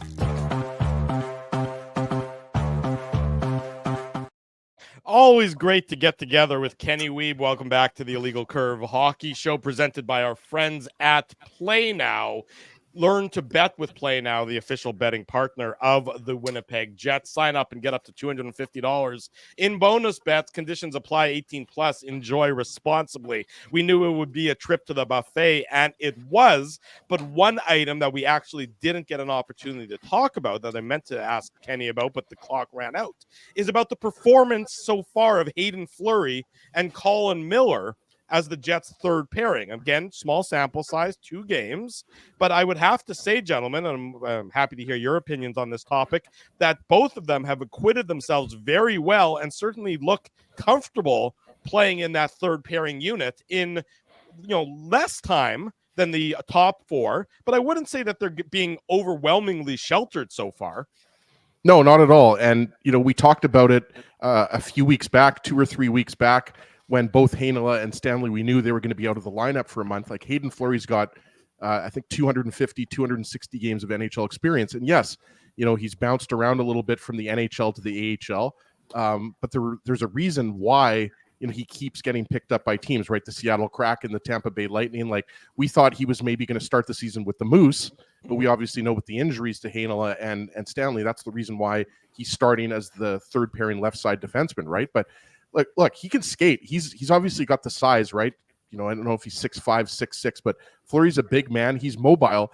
And I think, what kind of stands out to me is, like, these guys can take care of their own zone and they can move the puck, right? Like, Colin Miller got a lot of attention in the preseason for how he was looking on the power play. I believe, guys, he hasn't got out there for the second power play unit because they've gone with 4 forwards and Neil Pionk, right? That's right. But if they go with 2 defensemen and they go with Pionk and Miller, obviously those are both, right shot guys. But I mean, Miller has that ability with the big shot, and not just the big shot, which is obviously, one of the harder shots in the league. It's that, like, he's got the skill. He's a smart player. There's a reason why the Jets retained him. We weren't sure that they were going to retain him because he didn't play that much last year. It was a surprise when they did retain him, given right. The limited usage in the, after they acquired him from New Jersey. And as soon as the Jets bought out Nate Schmidt, right, like, you're thinking, okay, so who's playing the right side on the third pair? And that's obviously Miller, right? Mm-hmm. And he has the ability, I think. He might not be the best second pairing right side defenseman, but if they do decide to, flip-flop Miller and Pionk, I'm not saying that's going to happen, but I'm just saying he has that ability to move up in the lineup. He's a veteran. At this point, he's probably got, 500-600 games of NHL experience. He's been in the NHL a long time. So I think Fleury and Miller have been solid, Drew. And I think, if they're playing a simple game and taking care of business in their own end, that's what you want to get. And if they can chip in a little bit of offense, Dave, great. But you're not expecting a ton of offense out of those guys. But I think, especially considering that we thought Heinola was going to be starting the season on that third pair, I think, Fleury's filled in nicely. Yeah, I don't think there's any question about it, Ezzy. And that was the big question mark because of the fact that you're thinking, okay, this is going to be Ville Heinola's time to shine. And, worth noting when we're doing, especially when the Jets were away, I was at Hockey for All Center covering Moose stuff. And, Ville Heinola is continuing to work hard every single day. He's, on the ice in flip-flops, of course. He's moving pretty well, though, I will say, like, just seeing him around when you're in the dressing room and stuff like that. He seems, again, he's not skating, but as far as I know, he could be now. But for what I'm seeing, you're just seeing him work on his shot. He's working on his hands. So you can see the determination from this young man to get back in and get his chance. But again, this focus of the segment right now is on Fleury and Miller. And yes, I do think that this was a big question mark. Would the Jets be able to get something out of them, right? Obviously, like as he said, you didn't know if the Jets were bringing back Colin Miller. They bring him back on a 2-year deal. He gets a chance to kind of have a little bit of permanence in a market and have an impact. And, he doesn't want to just be here. He wants to be an impactful player. And I think, that's one of the things we're watching for from him. And like you said, Drew, if you need to, you can have these guys temporarily move up, but ultimately they're not going to be asked to do that, right? This is the Josh Morrissey, Dylan DeMello show. This is the Dylan Sandberg and Neil Pionk show. So this third pairing really isn't going to be tasked because, as I said to Kenny in my question to him, Dylan Sandberg's eating up a lot more minutes than he ever did before, right? And again, I know it's only 2 games, but going from 15 minutes to 22 minutes, like we said, so far it looks good. And then it becomes the function of these guys being able to more than capable of handling kind of that third pairing role and the minutes that they're given in the tasks they're kind of handed by the coaching staff. And the other thing that endears a player, I think, to the organization and his teammates is what Colin Miller did for Connor Hellebuck in trying to preserve that shutout, right? Like you see him laying, and it's a 5-0 game, and he's blocking shots and hard shots. We're not talking about like a little like wrister. He's blocking a slap shot from in tight because he wants to help preserve the shutout. And that goes a long way. Hayden Fleury taking the shot off the visor, getting cut and returning in the same game. I mean, right. And so I think it just solidifies him as a player that is, or endears him, I should say, to his teammates, because he's showing that dedication to win and dedicating himself to their efforts to, again, like I said, preserve that shutout for Connor Hellebuck. So I think that they've done well. I mean, they're not going to be Nate, the goal scorer Schmidt, who after only getting 2 last year with the Jets, he's already got 1 for the Florida Panthers. He scored last night, I think, in a loss. That was a terrible nickname. That was awful. That was awful. I withdrew on that one. That was awful. It wasn't a nickname. I'm just saying whatever you were trying to do with that didn't work. I'm sorry. I was literally just saying that he scored a goal. You should have gone with Sniper, Nate the Sniper Schmidt. But it wasn't about trying to create a nickname. Well, but you said I'll be honest with you. The only person who comes up with nicknames in this show is the man down below, Ezra Ginsburg, aka the creator of GST. Well, no, but that's not true, because you guys came up with the nickname of Compost. Yeah, but that's for we're talking about hockey players. We're not talking about Ginsburg here. I still want to know how Mud Bruneto got his nickname. To me, that is something I don't think it's actually his nickname. I think that's actually his name. His parents' name. His brother's name was Dirt. Mud and Dirt, they're beautiful names. That's something you can research, Ezzy, and report back to the audience here. But going back to that third pair for the Jets, I mean, that was such a topic, all throughout training camp. And then, of course, the injuries happened and it became even more of a topic. But it has to be somewhat comforting for the organization to say, okay, these guys seem to be comfortable with each other. They seem to be okay playing the minutes that they're playing. We don't need to. There's not as much urgency involved in getting either Heinola back or Stanley back, because right now on that left side, Hayden Fleury is certainly doing an admirable job so that they can make sure that when Heinola come back and when Stanley comes back, it's at as full strength as possible at this point, Ezzy. No, absolutely. And look, the Jets' ultimate success in the regular season and the playoffs isn't going to come down to the third defense pairing, but you need to have a solid 12, 13, 15, 16 minutes out of that third pair, obviously depending on, if there's penalty killing situations or power play situations, right? Because Hayden Fleury can kill penalties, right? He's got the big body and everything like that. He's not the most physical guy, but he has the ability to obviously move forwards out of the net and, box them out into the corners or whatever he needs to do. He's a talented player, and that's what you need. You don't want to have a third pairing that's getting caved in and that can't get the puck out of their own zone. They can't move the puck out, everything like that, right? That's what you need out of the third pair. So you look around the league, and there's teams that don't have as good of a third pairing as the Jets do, right? And so that's what you want to see. And obviously, you're not going to be going up against necessarily the team's top line or second line, but I think that deep pairing, at least through 2 games, has been really solid. And there's no reason to expect, guys, that there's going to be this big regression. Like Fleury is just the way I would just describe, especially with the schedule the way it is this month. Well, no, absolutely. I mean, let's be honest. Minnesota's not a great team. San Jose's not a great team. Then you've got Pittsburgh coming up. They're struggling early on this season. Like Rucker McGroarty is getting dumped by Max Domi of the Toronto Maple Leafs, right? That was. But there's no reason, guys, because maybe he's not quite NHL ready there, son. Maybe you needed a little bit of seasoning. Yeah. Time to go back to the University of Michigan, right? But the reality is, the way I would describe this Fleury Miller pair is they're just a steady veteran pair. I mean, again, they individually, these are just NHL veteran guys on your third pair. And are they going to make mistakes throughout the course of the year? Of course they are. Everybody's going to make mistakes. We make mistakes on this show, believe it or not. But I think Fleury and Miller, have just been exactly as advertised. It's what you expect out of just professional hockey players. So I think it's been, nice to see, because, through 2 games, obviously it hasn't been perfect. And I think, the Nemesnikov line is one line where we're expecting more offense from this line, obviously, hopefully starting today against Minnesota. But that third pair has definitely, I think, performed well through the first 2 games.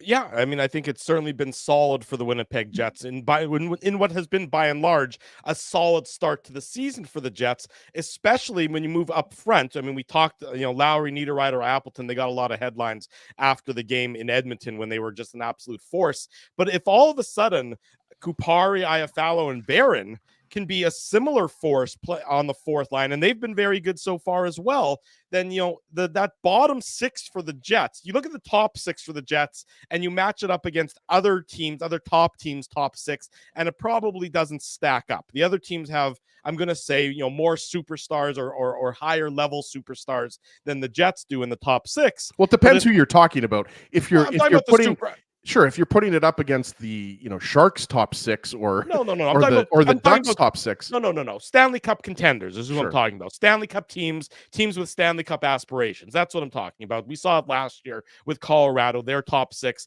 was better than the Jets' top 6, and it wasn't that close, to be perfectly honest. But if you look at the bottom 6 for the Jets, then maybe, and I know the Lowry line is getting second line minutes or second ice time minutes. So, we're firmly aware of that. Everyone's firmly aware of that. You don't need to harp on it anymore. But that Biron, Kupari, and Iafallo line, if that line can go out there and win their minutes like they've been doing so far, that's, again, another sort of tone-setting catalyst for the Jets, I think, Dave. Well, I mean, I think Rasmus Kupari is key. And Scott O'Neill's talked about him this week, and we spoke with him, which if you didn't get a chance to see it, you can watch the interview on our YouTube channel. But I do think that, because remember, he scored a goal and that was great, but he also drew 2 penalties and the Jets scored on the power play. That's pretty impactful. And that's having a positive impact on the team and on the game. So that's significant. Morgan Biron is the guy we've talked about for a long time. He's a guy you're expecting more. You want to see more out of him. Now, again, everybody wants more because and he talked about it himself, about that desire.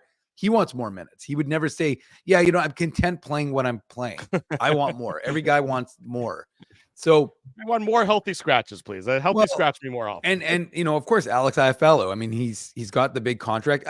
The one thing I will say for Winnipeg that maybe we haven't really focused on, but it's kind of an interesting topic. The number of guys who are in the last year of their deal, who are in contract years.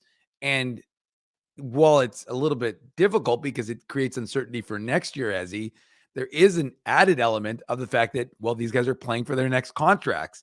You know that you're going to get the best out of them night in, night out, because they all want, I'm not saying they weren't professionals and aren't going to give their effort anyways, but now these guys have to play for their next deal. So I think that's an interesting topic. And I think that could be something that's going to be a very good benefit story for the Winnipeg Jets, is these guys who are playing for their next deal and trying to show that either they're worth the money they're getting, Alex Iafallo, or you're entitled to get more money than you were currently paying Mason Appleton. All due respect to Iafallo, who obviously makes a lot more money than I do every year. I don't know if he's not necessarily going to be making $4 million on his next contract.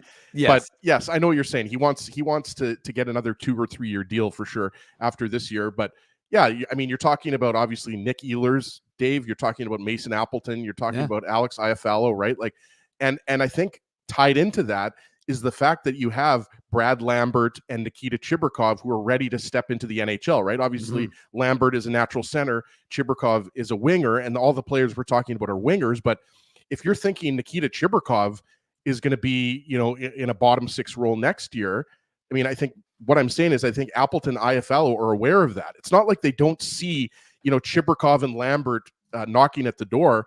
And I think you guys would agree. These guys, I mean, Chibrikov and Lambert most likely based on if there's injuries, will probably play for the Jets this year. But we're talking about in a full-time role, right? So yeah, I think. Look, Iafallo, I think all those guys are auditioning for their next contract with very well, which probably isn't with the Winnipeg Jets. Right. So that's just as important for them to perform well for the other 31 teams in the league as it is for them to perform well for the betterment of the Winnipeg Jets this year. Yeah, I would agree with that. And look, the Jets do have other options on the fourth line. Like, right, we've talked about it, right? Like David Gustafson's the 13th forward, but you've got, guys like Axel Jonsson-Fjallby and Dominic Toninato. Those guys can get called up in addition to Lambert and Chibrikov. So yeah, I think there is, a little bit of that internal pressure. And I say pressure in a good way. And you're right. I think, look, Kupari, I think he didn't play a full season. Obviously, he only played 30 or so games and he didn't score a goal. But credit to Scott Arniel and the coaching staff for believing him and rewarding him for the good preseason and training camp that he had, and he's been good. And yeah, we're not going to get too excited for 2 or 3 or 5 games. And obviously, you want David Gustafsson to get back into the lineup sooner rather than later. But Kupari's been good, and that line has been good. Like Morgan Barron is on most teams. Like I think on a weak team, he's even a second line guy. Like I think Morgan Barron really is kind of that unsung hero on the fourth line, right? Like you just watch him, and the guy works hard. He's got a scoring touch. He's a big boy. He can throw that physicality around, and nobody's going to mistake him for Eric Lindros. But he's a guy that gets in on the forecheck. He digs up pucks, and he's got hands around the net, right, Dave? So like Morgan Barron is a guy too that I look at, and going forward, he's a guy that probably wants more ice time. I don't think he's just happy to be a fourth line guy, but he obviously gets he gets a decent amount of ice time. It's not like he's getting 4 or 5 minutes like we saw back in the Nate Thompson, Trevor Lewis days, right, guys? That's right. So I mean, the fourth line has been a surprise, or not a surprise. I mean, they've just been good. I expected them to be good, but so far, guys, again, I mean, the Jets, the forward depth was their strength last year. It's their strength again this year. Things are going well. They got to keep it going. They're facing a Minnesota Wild team today without Joel Eriksson-Ek, and they're coming in the second game of back-to-back. They were up on the Kraken yesterday, and they ended up losing in the shootout. And these Jets-Wild games are always physical affairs. I mean, I'm with Kenny. I don't think there's necessarily going to be like 3 or 4 fights or anything like that.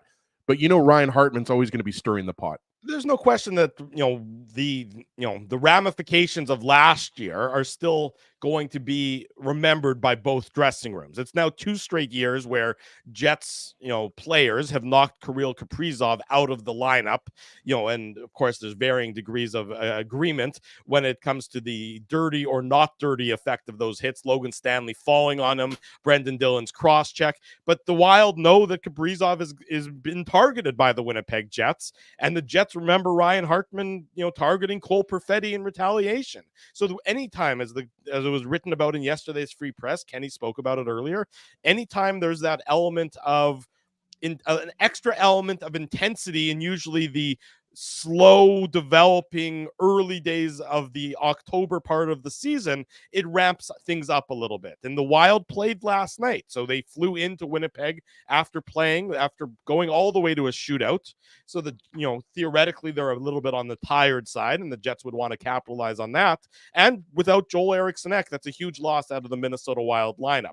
And we'll talk more about that after we bring in Marty Biron at the bottom of the hour. Let me ask you this, though, Dave, and we talked about it briefly. How much more of a leash do you give Perfetti, Ehlers, and the Mesnikov to figure things out? Because when it wasn't going well for the Jets last game against Chicago, Scott Arniel wasn't afraid to make a minor swap of the forward group. How much more, how much leash do you think those guys have if it's a struggle through the first period and a half in tonight's game?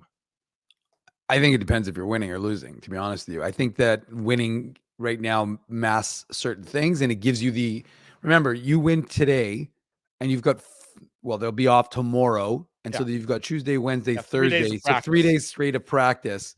And that's going to give them, look, you talk about Perfetti. I mean, he missed 5 or 6 days of training camp while he was still skating with Moose guys. He wasn't building that sort of chemistry up again with those guys. And I think that as Kenny touched on, it hurt him a little bit in terms of being, a step off. And I'm not blaming Cole Perfetti solely for this, of course, but I'm just saying that I think that,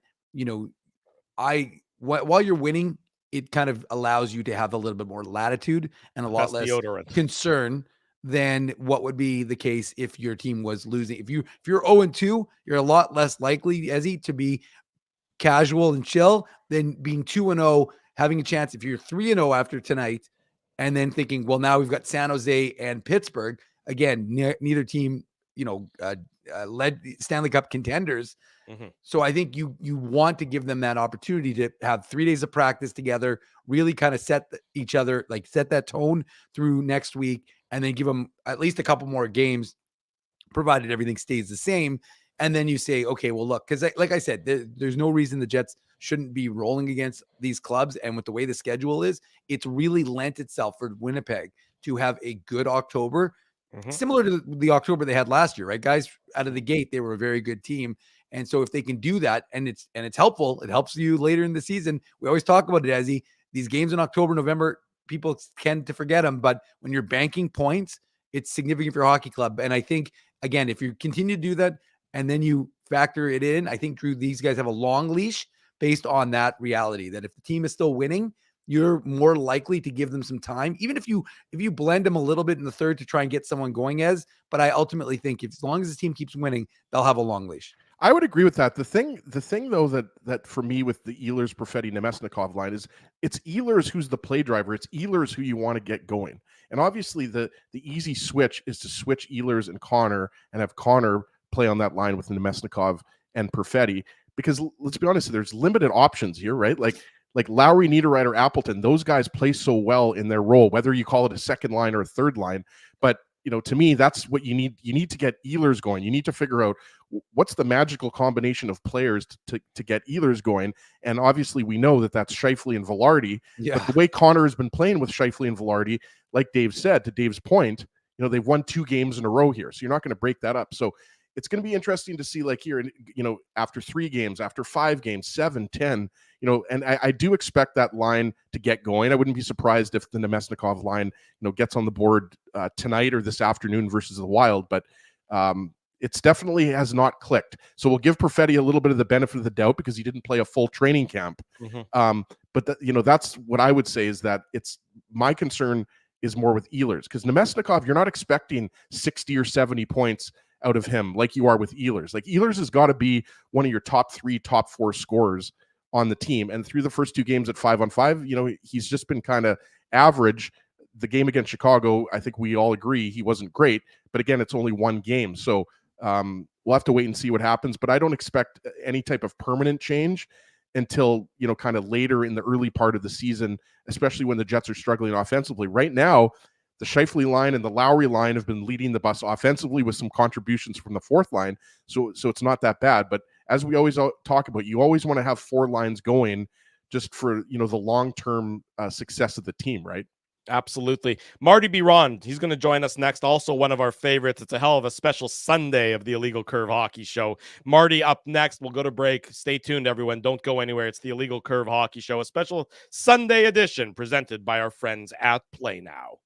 We want to thank you for not betting with Play Now and choosing our illegal gambling site instead. Because we couldn't afford things like this without your money. So much of your money. Now you might have questions like, Do our profits benefit your community? No. Or bet with Play Now, Manitoba's local legal and secure gambling site. Dining, entertainment, parking, and convenience, all in one spot. City Place is located in the heart of downtown Winnipeg, attached to the Canada Life Centre. Whether you're working, living, or out for a night in the downtown, make City Place your go-to destination before or after the fun finds you. Lunchtime, game time, anytime, visit City Place at 333 St. Mary Avenue, next to Canada Life Centre. Holt Dental, the new official dentist of Illegal Curve, has a philosophy rooted in 2 unyielding principles: genuinely caring about patients and providing outstanding service. Being a patient of Holt Dental means more than just checkups and treatments. It's taking the time to listen and talk to each patient so they can achieve the best long-term health, functionality, and aesthetics for their teeth, mouth, and gums. Conveniently located at Grant Park Festival on Taylor Avenue, Holt Dental is dentistry of the highest quality in a comfortable and relaxed environment. For more information, visit holtdental.ca. Oh, and there's plenty of free parking at the front door, too. Celebrating its 40th year as Winnipeg's home for stand-up comedy, Rumors Restaurant and Comedy Club has recently been named Canada's top comedy club and a top 5 comedy club in North America. From birthday parties to date nights to fundraisers and everything in between, Rumors is your destination for the best and most affordable live entertainment Winnipeg has to offer. For more information on upcoming shows, Rumors' incredible promotions, and to purchase tickets, visit rumorscomedyclub.com. So you're a pizza person, you married a wing person, but somehow your kids are salad people. You can't pick your fam, but you can pick your BP meal deal, starting from $18.99 for takeout or delivery at bostonpizza.com. We're back Sunday morning. I was going to say Saturday, but it's not. It's Sunday morning. It's the Illegal Curve Hockey Show. Drew Mindell, Dave Minuk, Ezra Ginsburg with you. Bottom of the hour. Reminder, later on this evening, after the Jets and the Wild, the Illegal Curve post-game show, right around 7:30, 7:40, thereabouts later on tonight. Join us to discuss the Jets and the Wild. We're thrilled to welcome to the program our good friend, Marty Biron. Marty, good morning. Thank you very much for joining us. I know you're probably in Buffalo, but can we still say happy Canadian Thanksgiving to you? Oh, absolutely. You can say happy Thanksgiving to me any day of the year. I'll eat turkey and sit and watch football. That's my Thanksgiving. I love it. That's a beautiful way to spend Thanksgiving. What's your favorite side dish? Everyone's got the turkey. What's the side dish that you can't miss on your Thanksgiving table? Well, it's not a side dish, but it's a chocolate pecan pie dessert. So I'm not. Look, side dishes are great, but for me, it's all about the dessert. And that's what I go for. I love it. That's a great way to start. You have to have the dessert. The sweet tooth after the savory is the way to go. 100%. Yeah. Marty, Drew actually ate a whole pumpkin pie right before we went live this morning. Well, hey. You know what? I've done that in the morning too. So like that, I'm not going to judge. I'm not judging. Sometimes you have to eat your emotions. That's all I'm going to say on that front there, Marty.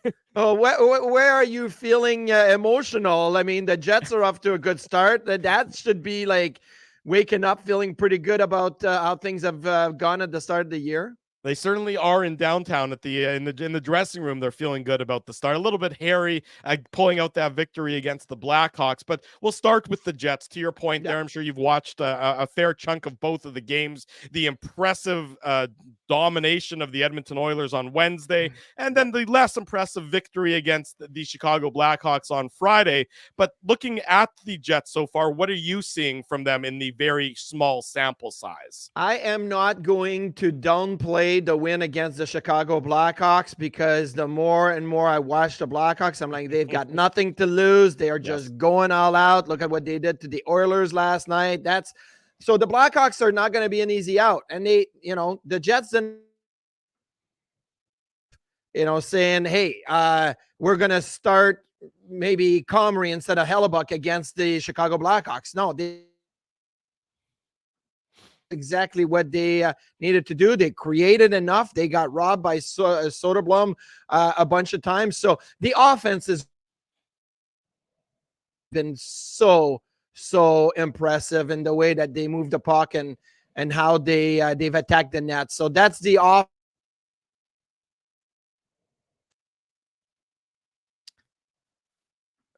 Was Marty, you still there? You were sort of yeah, I'm still here. I see that we have I think I may have a tough connection going on my end. So hopefully it settles down. You're coming in nice and clear right now, Marty. Yeah, no, I think I'm good now. But okay, all about offense. The offense was great. They moved the puck great. They attacked great. They scored 6, and they could have had another 6 against Chicago. That's what I've been impressed on the Jets. Marty, we have other teams that we want to talk to you about, but obviously you not only did you used to play for the Sabres, obviously you cover the Sabre for MSG, and yesterday was obviously a huge win. I listened to you earlier this week on Sirius XM, and you were mentioning that the 2 losses to the Devils, and obviously that's not how you want to start the season. And we have to give obviously a lot of credit to the Devils; they're a good team, but obviously that's a huge win. 5-2, 5 different goal scorers. What were your kind of main takeaways from last night's Sabres win over the defending Cup champs?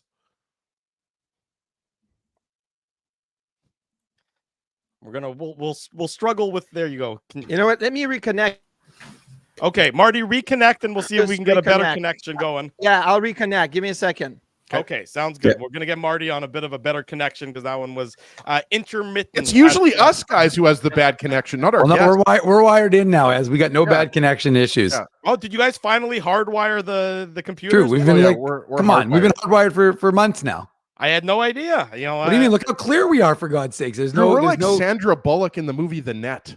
Like we're hardwired in right now. Okay, well, I'm glad you guys finally listened to me for once, and you remember that first time.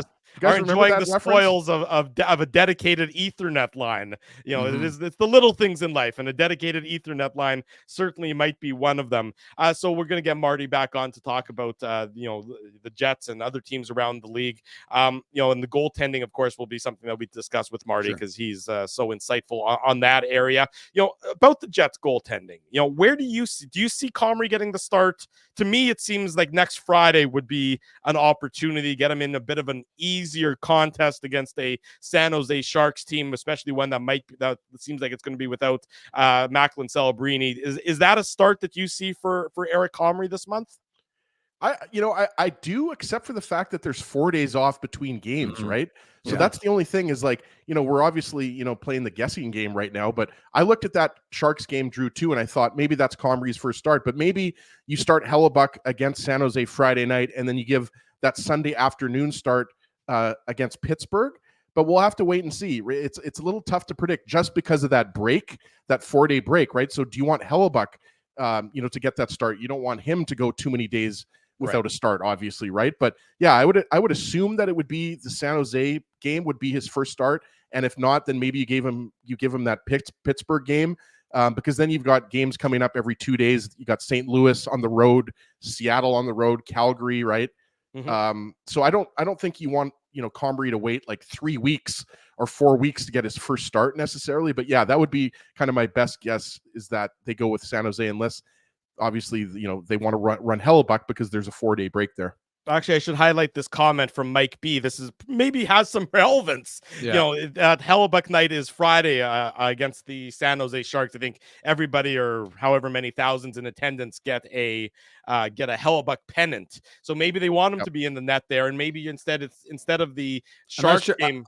I'm not sure the Jets are looking at, when they're talking to Wade Flaherty about the schedule, like, well, we have this promo night with Connor Hellebuck, so maybe we need him. No, I mean, I actually don't. I think Ezzy's rationale is, no offense to Mike, I think that it is interesting, but I think it's most likely. I actually think they'll give him the St. Louis game rather than that. But I think we got Marty back. There you go. He's moved out. It's rare that you go outside. Marty's switched cities. Connection. Marty's in Florida now. And I got my AirPods now. We should be all good. I think my Wi-Fi is like crapping out on me inside the house. I'm like, let's go outside. We'll be better that way. Marty, do you remember when you pulled over? You were with your kids and you pulled over and you got some Wi-Fi. That was a classic IC moment. I remember I did one show one day. I was in the woods, like I was literally like lumberjacking it in the woods. But right now I'm like, you know what? It's not a bad day. It's a little rainy, but it's not cold out here in Buffalo. I'm just gonna go outside and we'll be better that way. We appreciate that level of dedication. You were talking about the Sabres and the big victory yesterday after the slow start in the 2 games overseas. Touch on that victory. And do you think it was difficult for this Sabres team to maybe have to go overseas to start the season? Just trying to get that the new head coach, new old head coach in Lindy Ruff. I think it was hard not going overseas as much as the way training camp was set up. So they played 2 preseason games early in preseason, which they played Pittsburgh and Columbus with nobody. Like, it was basically the Sabres playing against AHL and junior players. And then they played against Red Bull Munich in Red Bull, in Munich, in Germany. So their 3 preseason games were against very much lesser competition. And then they got really an awakening against the New Jersey Devils.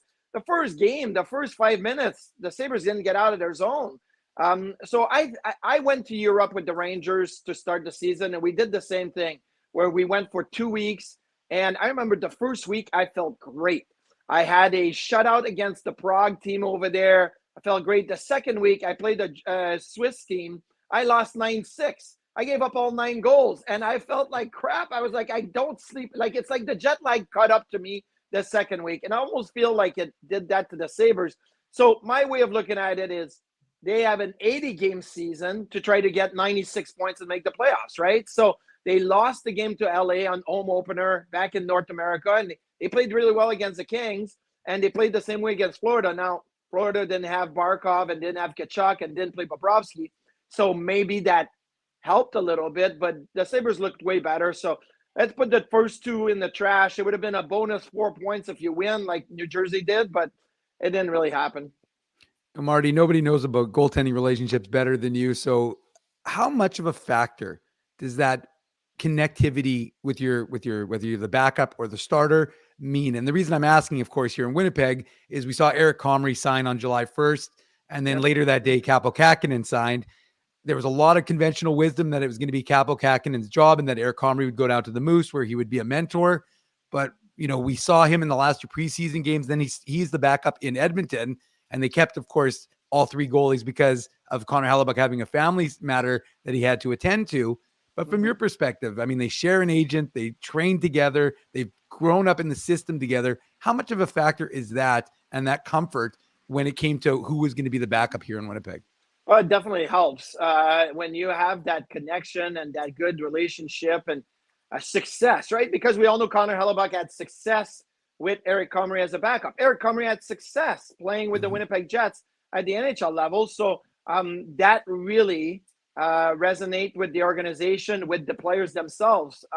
Playing with Ryan Miller in Buffalo, I know that he enjoyed me as his backup, but he really enjoyed playing with Patrick Lalime as well. And me and Patty Lalime are very similar, right? Patty's doing TV in Montreal, covering the Montreal Canadiens. We're both outgoing, and it worked with Ryan Miller. And I think that's not just one individual, but it's the type of individual that you try to pair together. So for Hellebuck having Comrie there, it seems like it is a security blanket. And for Comrie to be in Winnipeg and with the same familiar setting where he had some success at work. I really like Eric Comrie, and I think his years in Buffalo, unfortunately, were not good for multiple reasons. Injuries, 3 goalies, the lack of success with the team. Like, it really was not a good fit when you look back at his time in Buffalo, but he is a great guy.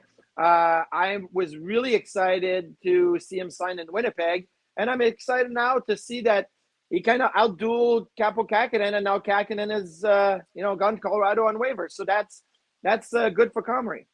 Marty Biron, our guest, Sunday morning, a special Sunday edition of the Illegal Curve Hockey Show presented by Play Now. Marty, Connor Hellebuck obviously is the driving force for the Winnipeg Jets. He is the backbone of everything that they do.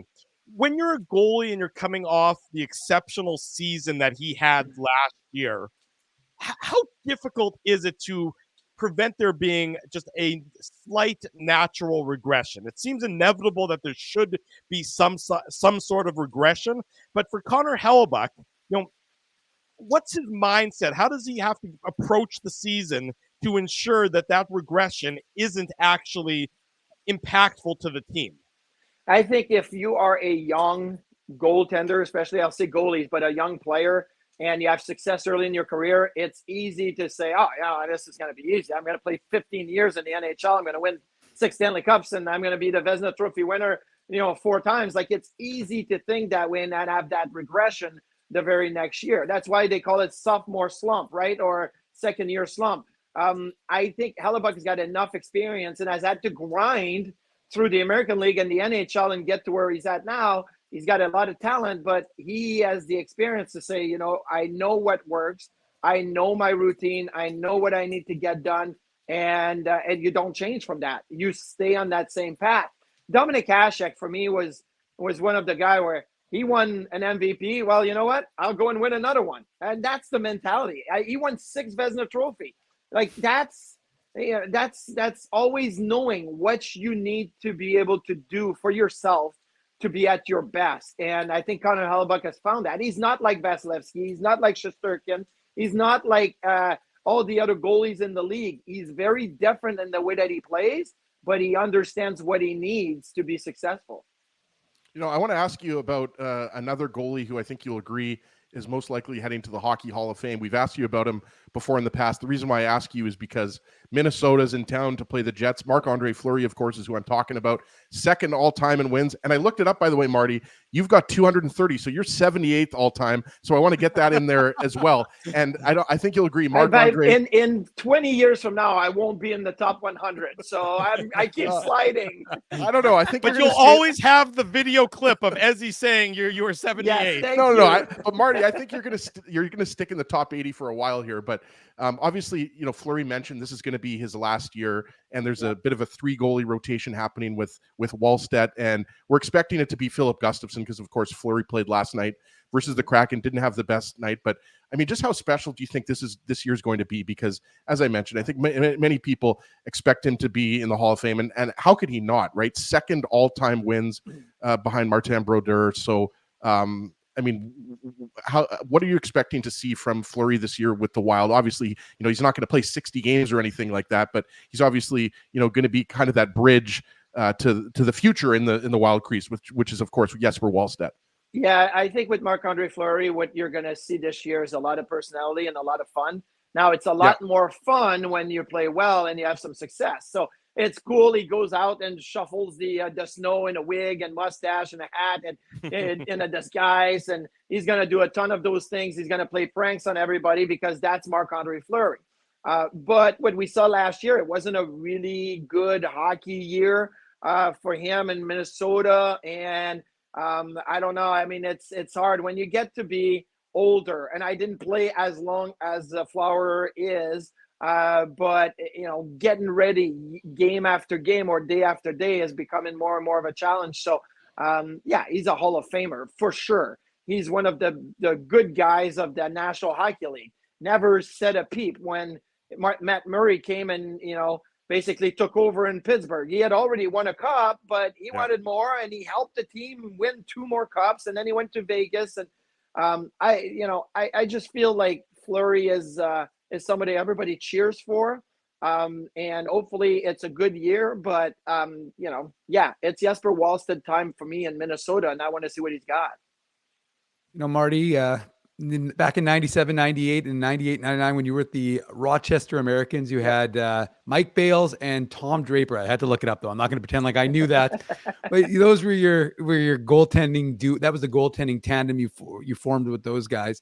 Yep. And the reason I bring that up is because here in Winnipeg with the Manitoba Moose, the thought was going to be that the 2 prospect goaltenders that were in the organization in Thomas Milic and Dominic DiVincentis were going to have one in the AHL, and then the other was going to be in the ECHL if they could slide Kakinen down to the AHL. Instead, for right now, you've got these 2 young 21, 20-year-old goaltenders, and Thomas Milic showed what he could do with the Moose last year. He took them from last place to first.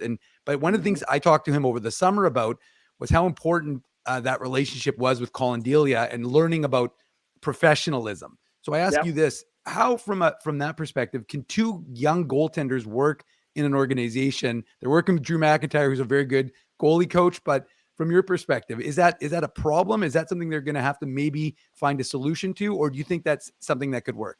It doesn't have to be a problem. Look, when I played in the AHL, it was a lot different. There wasn't that veteran rule, and somebody that was 25 years old wasn't considered an experienced, matured veteran. We had some 30, 35-year-olds playing in the AHL. And Mike Bills was a veteran who had played college hockey and had played some games in the NHL, had been with the Ottawa Senators organization. And then Tom Draper had actually been with Buffalo with the Sabres and playing the IHL. So I really benefited from that as a 20 and 21-year-old. But as soon as I was 22, funny enough, they're like, okay, now, we want 2 young guys in Rochester. And when I started my 3rd year in Rochester, it was me and Mika Norinen. Mika Norinen was a first-round pick of the Sabres. He ended up playing in the NHL. I played with him in Buffalo. And they wanted to see how competitive we could be with one another, how we could push one another. Like, it was great. The veteran leadership was awesome for me for 2 years, but now it was about something else. Now, I got called up to Buffalo that year because Hasek got injured and I stayed in the NHL. But, I had to compete against Mika and, even though we're on the same team, you feel like you're going against one another. And so I think what's happening with the Moose right now is, okay, well, make that a situation where you can, learn from, you can get better from. And if you have 2 young guys, then have them compete. Like, I understand that they can't both play. And if you wanted to develop your young guys, one was probably going to develop in the AHL, the other one in the ECHL. They were going to both play a lot of games. Well, you know what? Then you accelerate the process and you make them compete against one another. And, there's good things to be learned from that as well. Marty, last question for you. Igor Shesterkin reportedly turned down 8 years and $88 million, which would have given the highest AAV in the history of the salary cap era for a goaltender. What price point would you be comfortable paying Igor Shesterkin? Well, first of all, I want all goalies to get paid, but it's not like a quarterback in football, where the quarterback is going to, hopefully, if healthy, start all 17 games in the NFL and have a major impact on how your team is going to do offensively, which is what you want to do. So I look at the goalies in the NHL, right? Allmark and Swayman, they're both fantastic. 8.25. Connor Hellebuck, $8.5 million. So for me, paying a goaltender $8, $9, even $10 million, I'm comfortable with that. Going over, I'm a little bit hesitant, because what if they play 60 games? Like, I know in the playoffs they should play every game and win your cup is what you want to do, but 60 games is a lot for a goalie in the NHL. So they play 3/4 of the season. Now, is a player $12 million value? Then you take 3/4 of that. That's about $9 million, right? That's my point, is that the best players making 12, 13, 14 million. 3/4 of that is about 9 to 10. But if we're going to look at Shesterkin and being paid $5.6 million the last 4 years, and now wanting to make bank in the next deal, I think $11.5 million is probably where this should all settle around. I know Shesterkin has talked about 12 million plus, but I think 11.5 should probably be the number. But I watched the game last night, and I'm like, okay, Shesty, like, you started bad last year. You didn't light it up last night. Like, either you get it done, or you're not going to get that $11.5 million if you can't kind of get the wheels going.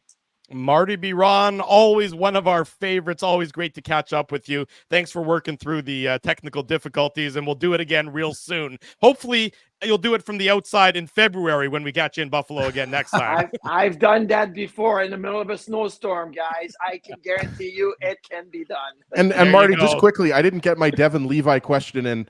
But I think you agreed he's going to have a huge year in Buffalo, so we're excited to watch him. So. He was good in preseason. He would look comfortable and much more under control. So played well last night. But both goalies, Luukkonen's also played well. They both have given up 5 goals in 2 games. It's funny.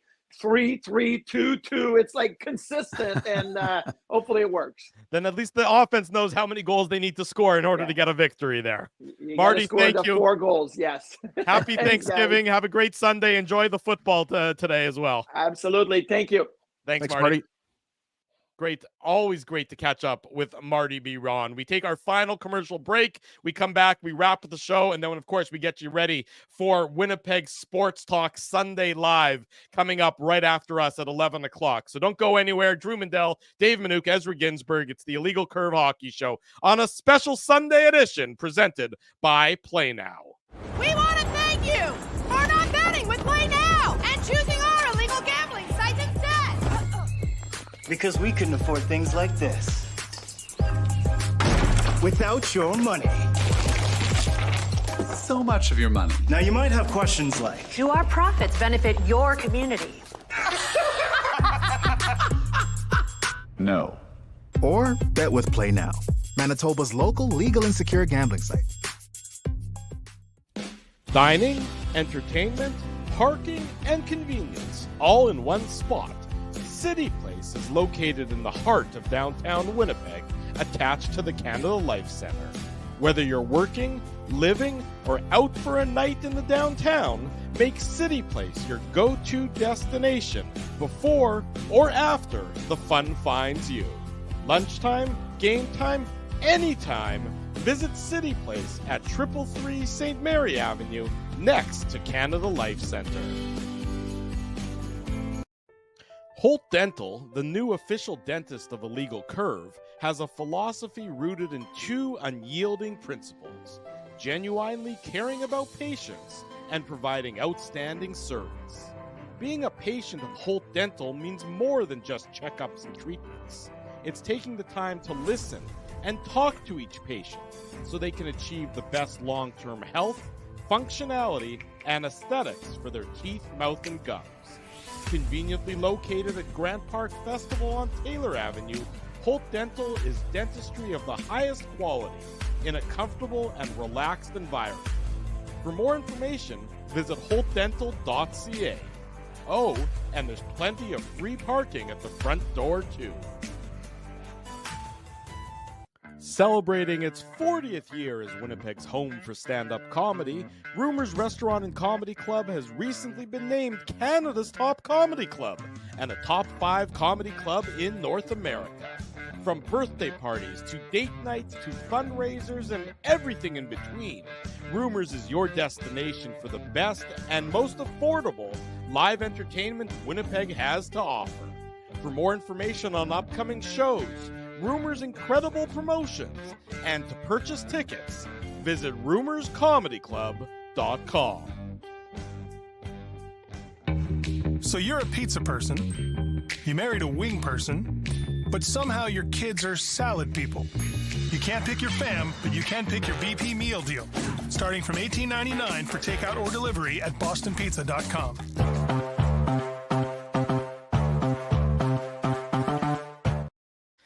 Big thanks to Ken Weeb. Big thanks to Marty Biron for both joining us this morning on a special Sunday edition of the Illegal Curve Hockey Show. Always great to catch up with both of them. They always bring such great insight and analysis into the program. We'll be back Saturday next week. So we've done our co-faxing. We'll be back to not observing the Shabbos next Saturday for the Illegal Curve Hockey Show, 9 a.m. Next Saturday. How was your breakfast, Drew? People want to know. What did you eat? What did you do? We had some kugel. We had some lasagna, vegetarian lasagna, Dave. Don't worry. We had some party sandwiches. There was some smoked salmon, some bagels and some cream cheese, a little bit of schmear. It was a very lovely breakfast last night. You know how I feel about party sandwiches. I mean, you leave me in a room alone with party sandwiches, there's a crime's going to be committed. Well, just like they say on The Simpsons, you can't leave a pig alone with watermelon. That's the same thing with Ezzy and party sandwiches. You just can't do that. Oh, it's true. Like tuna, egg, salmon. I like it all. Yes, this quite possibly could be the most Jewish segment of the show we've ever done, and that's saying something. But well, listening to you say, I could listen to you say kugel all day long. Well, I enjoy a good kugel every now and then as well. I'm sure Dave M does as well. He seems like he's I hate kugel actually. Really? Don't need it. Yeah. Why? Interesting. Yeah. You think it should be sweeter, or you think it should be? No, I don't eat it. You just don't eat it. It's just Dave is avoiding it altogether, is what he's saying. I'm on a that 5-year-old kid. If I don't like it the way something looks, I don't eat it. Dave goes right to the commish. Dave's a dessert guy when it matters most. In any event, big thanks to everyone for joining us this morning, the special Sunday edition of the show, the Sunday edition of the post-game show. After the Jets and the Wild, there'll be much to discuss. Yours truly, Dave M, will be back around 7:45, 7:40, somewhere in there to bring you the latest on the Winnipeg Jets and the Minnesota Wild. Want to say a big thank you to all the sponsors of the show who help support this program, help support the post-game show. Of course, Play Now. They're the title sponsor of all of our broadcasts. Don't bet on illegal sites. Bet with Play Now instead. Manitoba's local, legal, and secure gambling site, 18 plus. Please enjoy responsibly. Our other great sponsors, our friends at Rumors Restaurant and Comedy Club. Great week just concluded at Rumors. Derek Stroop performed before sold out show after sold out show. Great week upcoming, of course, at Rumors as well. Tickets available at rumorscomedyclub.com. Our friends at Holt Dental, as Ezzy said, plenty of free parking is his new favorite line, so you can check that out. Holt Dental on Taylor Avenue. City Place, we're going to be there on the Monday of the Leafs game. We're doing a noon hour show there on the Monday. I think that is the 28th of October, if I'm not mistaken. Noon hour at City Place every month this year. Looking forward to that. And of course, we were at Boston Pizza this past week, and then later on, and so we'll be there again in November. And then, of course, later on tonight, we're happy to give out the Seagram's shot of the game. So support all of these fine sponsors because of their support of Illegal Curve Hockey. Dave, go ahead real quick. Well, Drew, since you wouldn't let me do it last week, do it. Do it tonight. No. We're going to do it right now. You know why? Put on your antlers. It's time for the Minuk Moose Minute on the Illegal Curve Hockey Show. No, absolutely not. Wow. No. That was incredible. No. End the broadcast. What was that? That is the worst thing. That's horrible. That is awful. So it was Monday. It was production day at the Moose. Help us all. At the Dave, Moose. play that again. I need to see that again. Play it one more time. Okay, one more time. Put on your antlers. It's time for the Minuk Moose Minute on the Illegal Curve Hockey Show.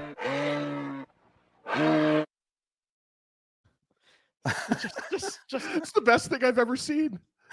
So, anyways, the Moose had asked me to send them our image, which, by the way, looked actually amazing. They put it on the Jumbotron, Drew, that the vector image we had of IC. Yeah. And so I didn't know why they wanted me to send it to them, but I'm like, sure, I'll send it to you guys, whatever. And so I was on the ice, and the players were like Henry Nikkonen's on the ice, Daniel Torgerson, Parker Ford. And then all of a sudden they immediately asked for a trade away from the they organization. moved. No, they just said, "Hey guys, get out of the way. Minuk's on the ice. We need that." And then all of a sudden they're like, so there was a little lull in the time, and then Daniel Fink, who's the play-by-play voice and head of communications, says, "Okay, now go stand where the players were standing." I'm like, "Why?" They're like, "Well, now it's your time." And like literally, they've got that like little camera going around me. I'm like, "There's no way I'm doing this." And then of course, immediately I did it. And then they sent it to me, and I was like, well, this is going to be the most amazing intro to the Minuk Moose Minute. And so, of course, I was very excited. It was very hard for me to keep it quiet. And, I only one person knew that was a fan of this show, and that would be Joe from Winnipeg, who was, of course, with us at Boston Pizza. And he had read in the post I did on about the production, behind the scenes at the production day. He asked me, what was that little secret I said at I teased at the last line. I said, stay tuned. And then sure enough, I had to unveil it. Anyways, quick Moose Minute though. Moose did get into action last night. First game of the season, playing the Iowa Wild. So the farm team of the Minnesota Wild. They have a rematch today at 3:00.